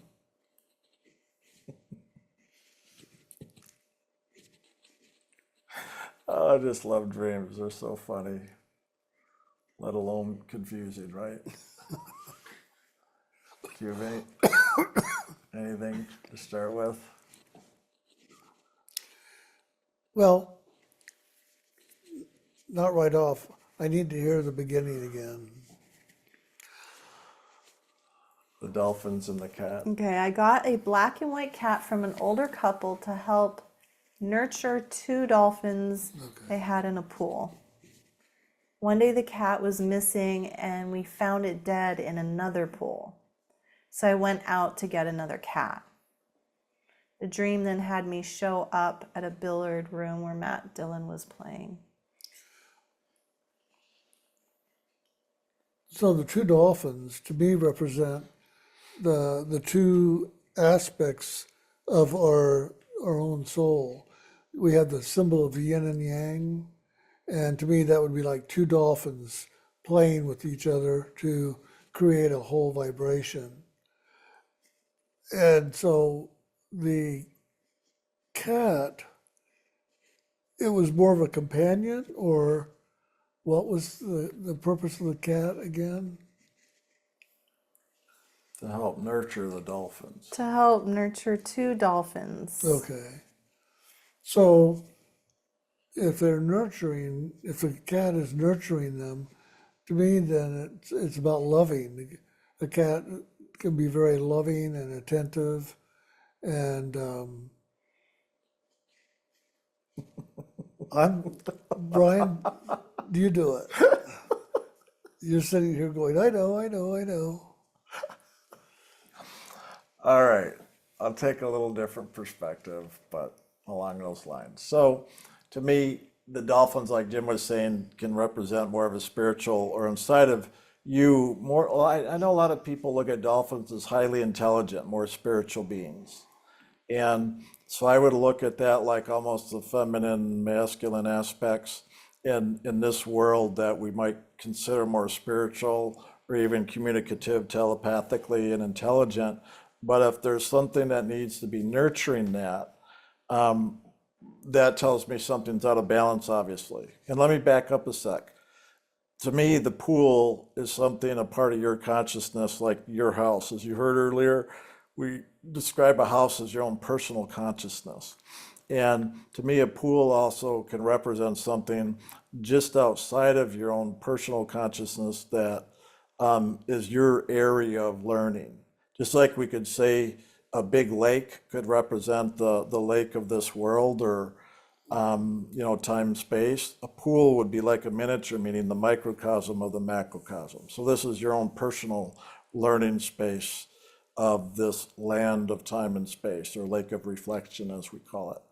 So the two dolphins in there, to me, is saying that there's something you're learning about your spiritual qualities of yourself, but outside of you, through that reflective nature, to learn about yourself as you're observing it, to begin to wake up and understand that process of spiritually who you are, that those dolphins can represent or symbolize, like Jim was saying. So in that, trying to nurture that part, just like we'd say meditation, the sacred name would be the main way to nurture that. To me, bringing in the cat that's black and white is saying that still part of the animal nature. So whatever you've been doing to nurture this part of yourself that you may look at as spiritually, is saying to me that you're bringing some element of the world with the animal nature to do that. And some people will do that like, hey, should I play music when I'm meditating? Should I light a candle? Should I smudge it? Doing this. See, those are physical things that we're trying, or think or believe, that support our spiritual nature. So we're trying to nurture that part. And in truth, it doesn't. The only thing that nurtures that is the sacred name with God, loving directly. All the other stuff can be nurturing, but that's more to the body and physical consciousness, or the mental emotional makeup. And cats are very loving, very nurturing. Well, at least most of the ones I've known. They can also be mean and whatever too. So of course it depends on how you see cats. But the fact that this cat was black and white, telling me that's the duality of the world, the good and the bad, the black and the white, okay? And so the fact that the cat died in another pool tells me whatever that belief system you had with what the cat symbolized for you is now complete. That belief system has died off. And the fact that it was at another pool, not your own, to me tells me it was some type of interaction you had with somebody else that maybe in that interaction or communication help you to see that maybe what you were believing around the cat wasn't true. And so that information might have supported you in letting that die off. Just like when Jim and I talk, we're very well aware that what we share can have an impact on people and their belief systems. So that's what I'm talking about, that it could, that information you take in could kill, so to speak, some of these things in yourself of the animal nature, meaning it was of the world. And that's exactly what it does, because the only thing that has true life is the spirit. So once you remove the spirit out of belief systems, thoughts, feelings, physical experiences, they die away. Okay? So then coming back, was there a new cat? I forget. Or a cat was gone, or a new cat was replaced with it, right? So I went out and got another cat. Yeah, so to me, that's saying that you went out and got another belief system, but it's still something of the world. But to me, it's upgrading. It's like saying, oh, it's not going to be black and white. I'm not going to look at this in dualistic. They don't say the color of the cat or anything, do they? It actually says, so I went out to get another cat. The dream then had me show up at a billiard room. So So they didn't really get a maybe cat. didn't get a cat. So this is good, because to me it says you're trying to repeat the past, but you weren't able to. So when you went to do something you had done with the past based on your belief system, it changed now, which is good, because when the belief system dies, then something inside of us, as well as even in the outer reflection, will change, because we're no longer living our lives according to that belief system.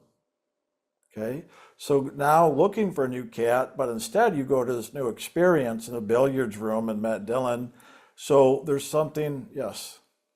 Because then it says that he wanted to put a new and yet smaller speaker into the wall. Yeah, so that's where I'm leading. Thank you, actually. That helps lead me to the next part. So to me, going to the billiards room with Matt Dillon, there's something Matt Dillon symbolizes for you. So all you got to do is ask, hey, what is it about Matt Dillon? What does he bring to mind for me? So there's something that he motivates, inspires, brings up inside of you. And that's in a sense, the next step after the cat. So you let go of this old belief system, and now there's something inside of you around Matt Dillon that's coming forward to support you on your journey. And to me, being in the billiards room is part of the symbology. Maybe there's something in there that maybe you enjoy playing pool, but in the interaction with other people, it can be social, somewhere where you, in a sense, enjoy yourself, that nurtures you in some way, as well as what the person represents or reflects back to you. And then to me, the speaker on the wall is saying, whatever that interaction is, like I mentioned, music, as sometimes people utilize it, physical music, even for the meditation, it's a nice outer reflection of the sound current.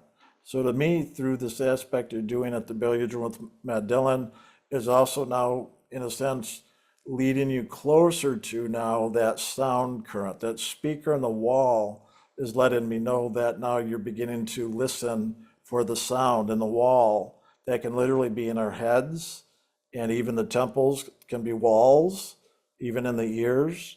So this can all be symbolic of now beginning to listen to the inner sound from which that is coming. Because also remember, when we say in the seat of the soul, what do we say? We always say go in and up. So you've got to go into the cave. And to me, a speaker in the walls is saying, oh, it's inside. So I've got to go inside to hear the sound from where that's coming from the speakers. And what was the part after that, Kels? Even though he seemed to not want me to do it, he allowed it, which made the couple happy who wanted it installed, and they were on the other side of the wall where the pool with the dolphins were. Okay, Or was. so to me, that's now you bringing it back in, and you're not going to let any things or people's opinions in the world, especially if there's somebody that, in this case, if they represent something authoritative for you or belief system, you're not going to allow that to stop you. And the couple on the other side of the wall wanted this. To me, these can be the male and female polarities within yourself, that now the sound, that those polarities want this, because sound is not only nurturing, but in nurturing, it helps the female and male polarities come into more union. Okay? So to me, that's what this is, like a reflection of the sound current. Is that there are things, more than likely, I would guess out of this dream, that there's probably things you're doing even in your physical life right now that you're probably trying to nourish and trying to balance the polarities inside of you, whether it's through animals, through sound therapy, animal therapy, all of that. I think it sounds like you're trying different things, or at least these are symbolic to you, to help nurture yourself and bring the polarities together, just like two dolphins or a couple and all this, okay? So to me, that's your journey of really trying to move in and bring balance in the worldly part of you, so that as you nurture that, then you can get more in touch, now to awaken to really more of the spiritual part of you, again, to me, which the sound represents, because it is that sound current that wakes us up and brings us home. Got it? Anything else? No? What did you think? Did I do a good job, or was I way off and completely bonkers? No, you did a good job. Do I sense any hesitation you want to add to it? It's almost like you would need to talk to the person Yeah, to pull out the symbology better. yeah.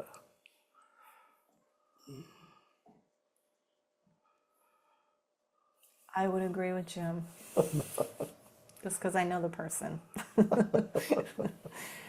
Okay, next. Summer of Transcendence. Hello, Jim, Brian, and Kelsey, and all of the fellow travelers. I am so glad you started with the Summer of Transcendence. I remember once reading a book called Love is a Fire. It describes perfectly the journey of the soul.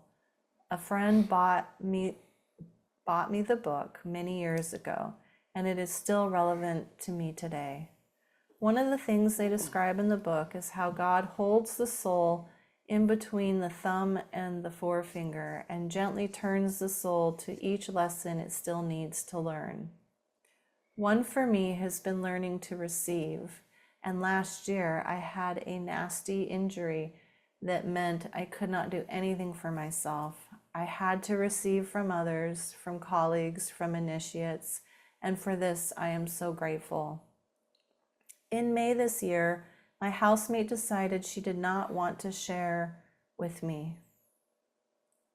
I found myself needing to leave. I asked God what was next, and then my son offered me somewhere to live. I remember saying to God, "Is this the right move? I have not been around them for some time, but this was the only thing that showed up. I simply followed the movement, and here I am." I asked my son, what would it be like living with me? And he said, it would be probably fine for my wife, but he was not sure how it would be for him, but I'm happy to go with it. So my life went from meditation for hours every day to living with family and 3 children under 8 years old. It's often messy, chaotic, and so noisy. Clearly, there are some lessons for me in living with mess. But what is interesting is that some of the behaviors of my son and his wife are more exaggerated than they were with my housemate.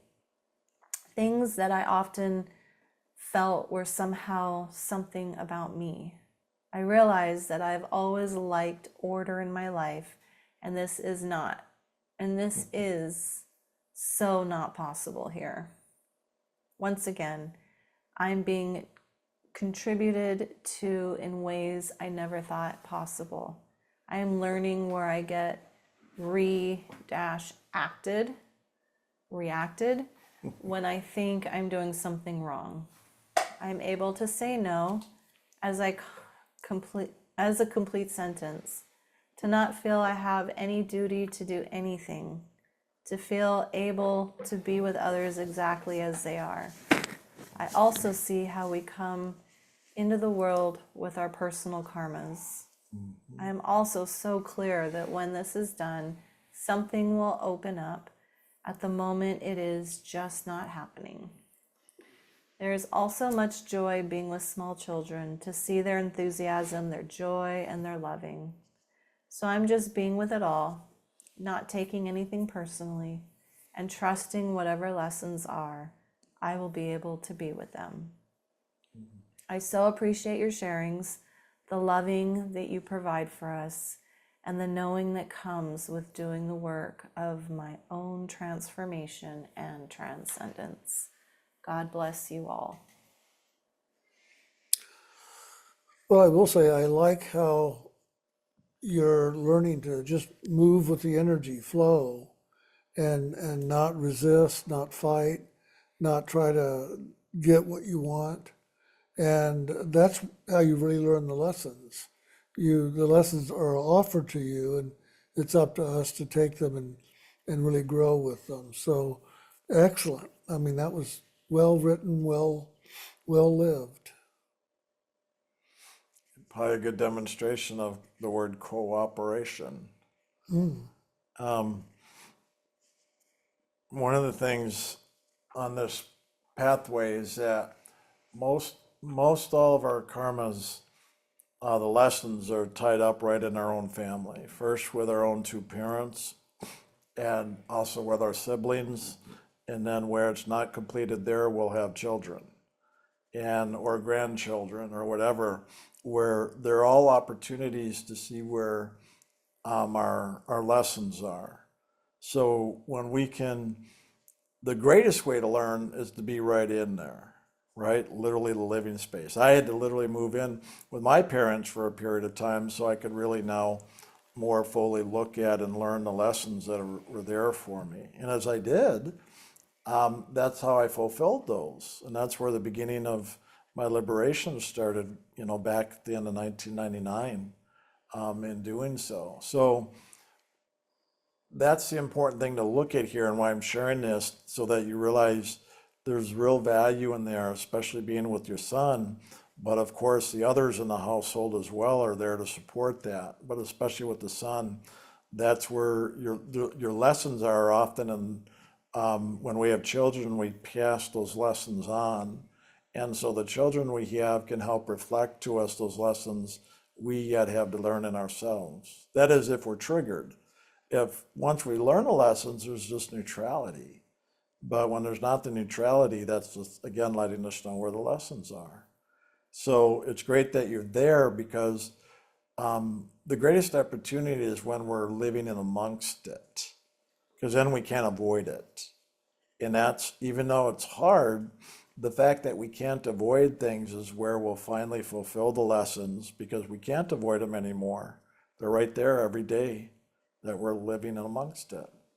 And that's the good news and the bad news, right? Because it can be challenging, but the good news is through the challenges where we're going to really fulfill ourselves.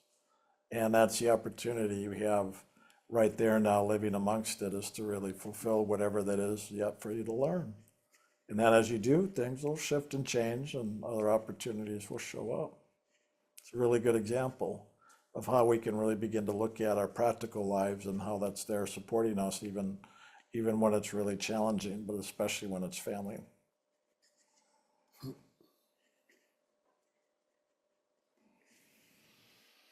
There is a biblical text stating, "Consider the lilies, how they grow, they toil not, neither do they spin. Yet I say unto you, even Solomon in all his glory was not arrayed like one of these." Another is, "Look at the birds of the air. They neither sow nor reap nor gather into barns, and yet your heavenly Father feeds them. Are you not of more value than they?" I know this refers to our needs being met. If there is the appearance that our needs are not being met, either mine or others, does this mean we are blocking this in some way? It could, but to me, what is the block though? But where we can't see. So in other words, it's always there for us. It's just a matter of being able to be aware of it. And that's really it. Just like when we talk about meditation, to rise above everything. Well, often when we're down below it, we can't see it. But once we rise above it, we can see it now. But when we're in it, it can feel like a block or we feel stuck. But it's really simply a matter of, well, we're not fully aware of it. But once we lift out of it and being able to see it now, that awareness, and yes, then it's no longer a block. But if you understand that premises, this is why we always come back to, doesn't matter what's going on in your life, what you're aware of or not, what you think you're learning or not. What matters is just taking the action steps of doing the meditation. Because the meditation is always going to bring you awareness and lift you above things to get the full perspective and fulfill whatever lessons you have. And if you feel stuck, it'll unstick you.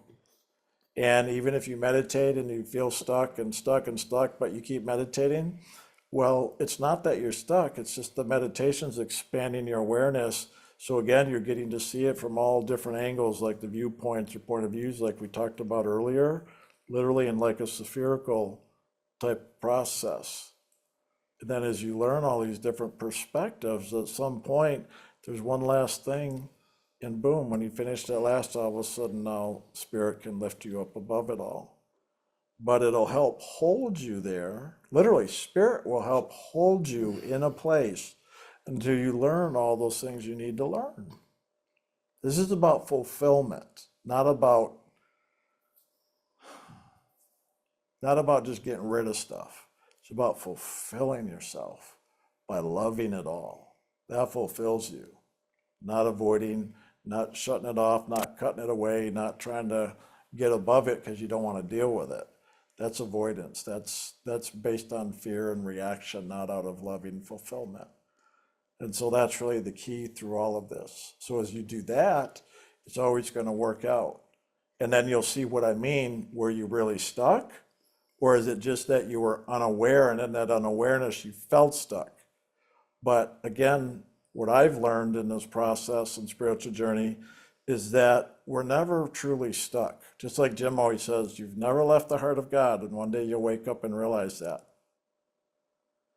We're never truly stuck. We're never truly separate from God. We just have turned away from that. We just got caught up in other belief systems that have blinded us, that have clouded us, that have shrouded us so we can't see it. In other words, so we're not aware of it. That's what's really going on. So if you feel stuck, just keep looking around, observing, because there's a lesson there for you. And once you learn that lesson by observing it, by learning it through your participation in actions, that'll now fulfill you. And then in that fulfillment, Spirit will just lift you right on up out of it. Anything else you want to share? No, I think that's fine. And yes, the meditation is always key. And why do you think we do the LAF work and the LAF workbook and journaling and everything else we talk about? Those are all tools to help us to walk this journey of our fulfillment.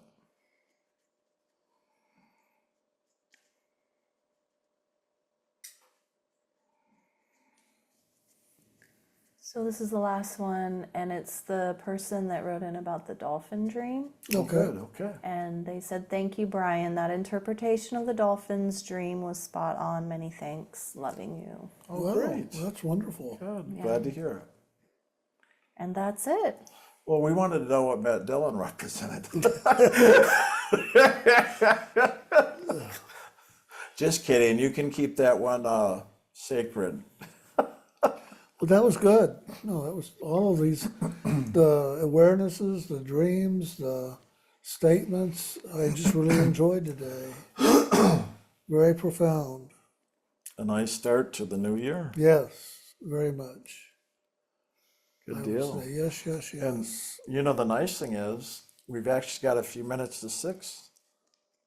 Would you mind taking us on a short meditation to Okay. wrap things up? Sure. Does that sound good, Kels? We're all clear on your end? All right, we're going to wrap it up here with a little guided meditation and to complete things for our first class. So just close your eyes and just begin bringing your focus to the spiritual eye center. Bring it to a one-pointed focus. For it's in this one-pointed focus that we begin to move into the greater truth. So just let yourself now begin to hold that one-pointed focus and feel yourself moving with the energy of that focus.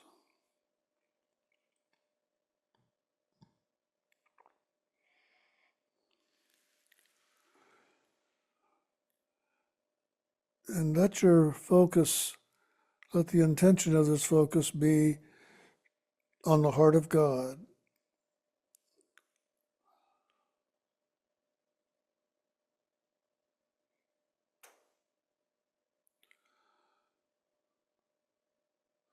So let your focus begin to move you into that place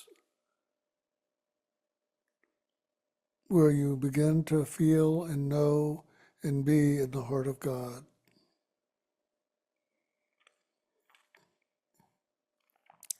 And see if you go into resistance, see if you go into vulnerability, see if you go into openness, see if you go into accepting that which is.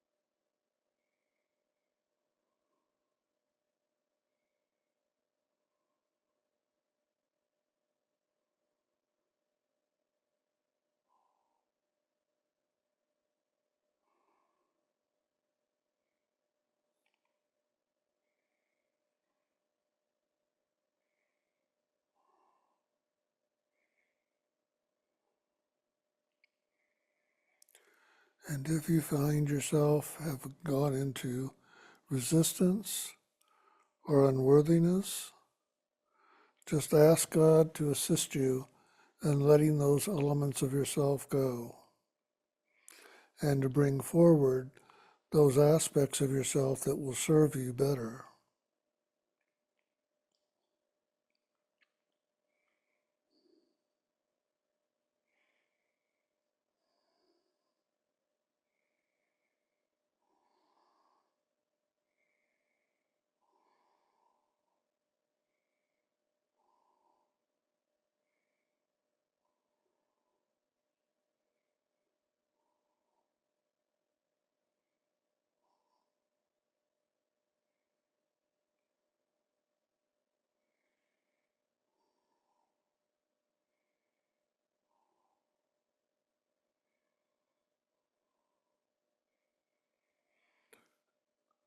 And if you find yourself expressing in the heart of God your needs, your wants, your desires, let that be okay.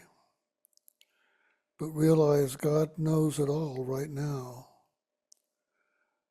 Rather than asking and putting forward your desires, open and share with God that you're open to receive God's gifts, God's loving, God's abundance, and God's will.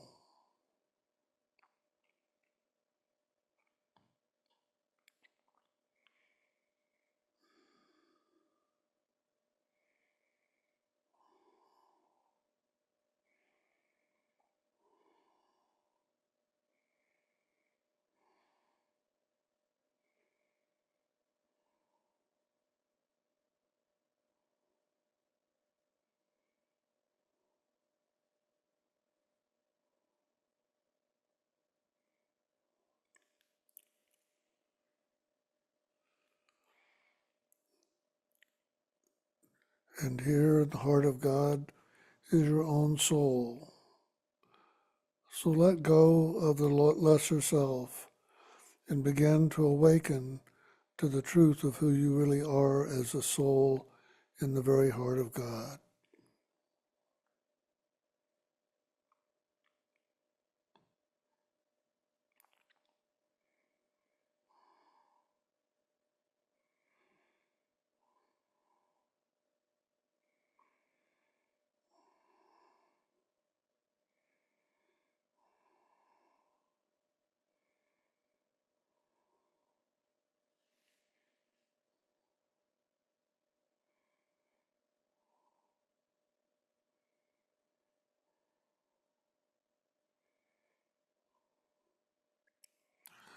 I am one in God, and God is one in me.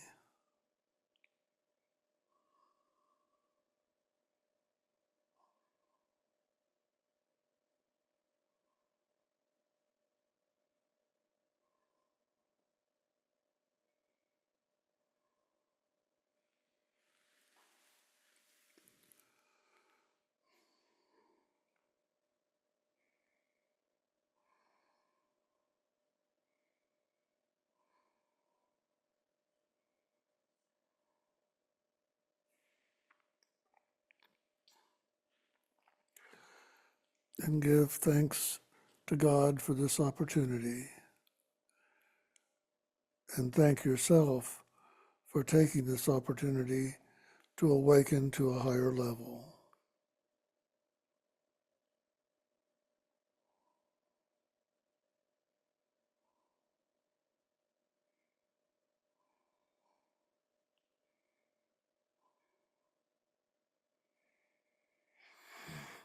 And as you're ready, you can bring your awareness back to the outer and open your eyes and move forward.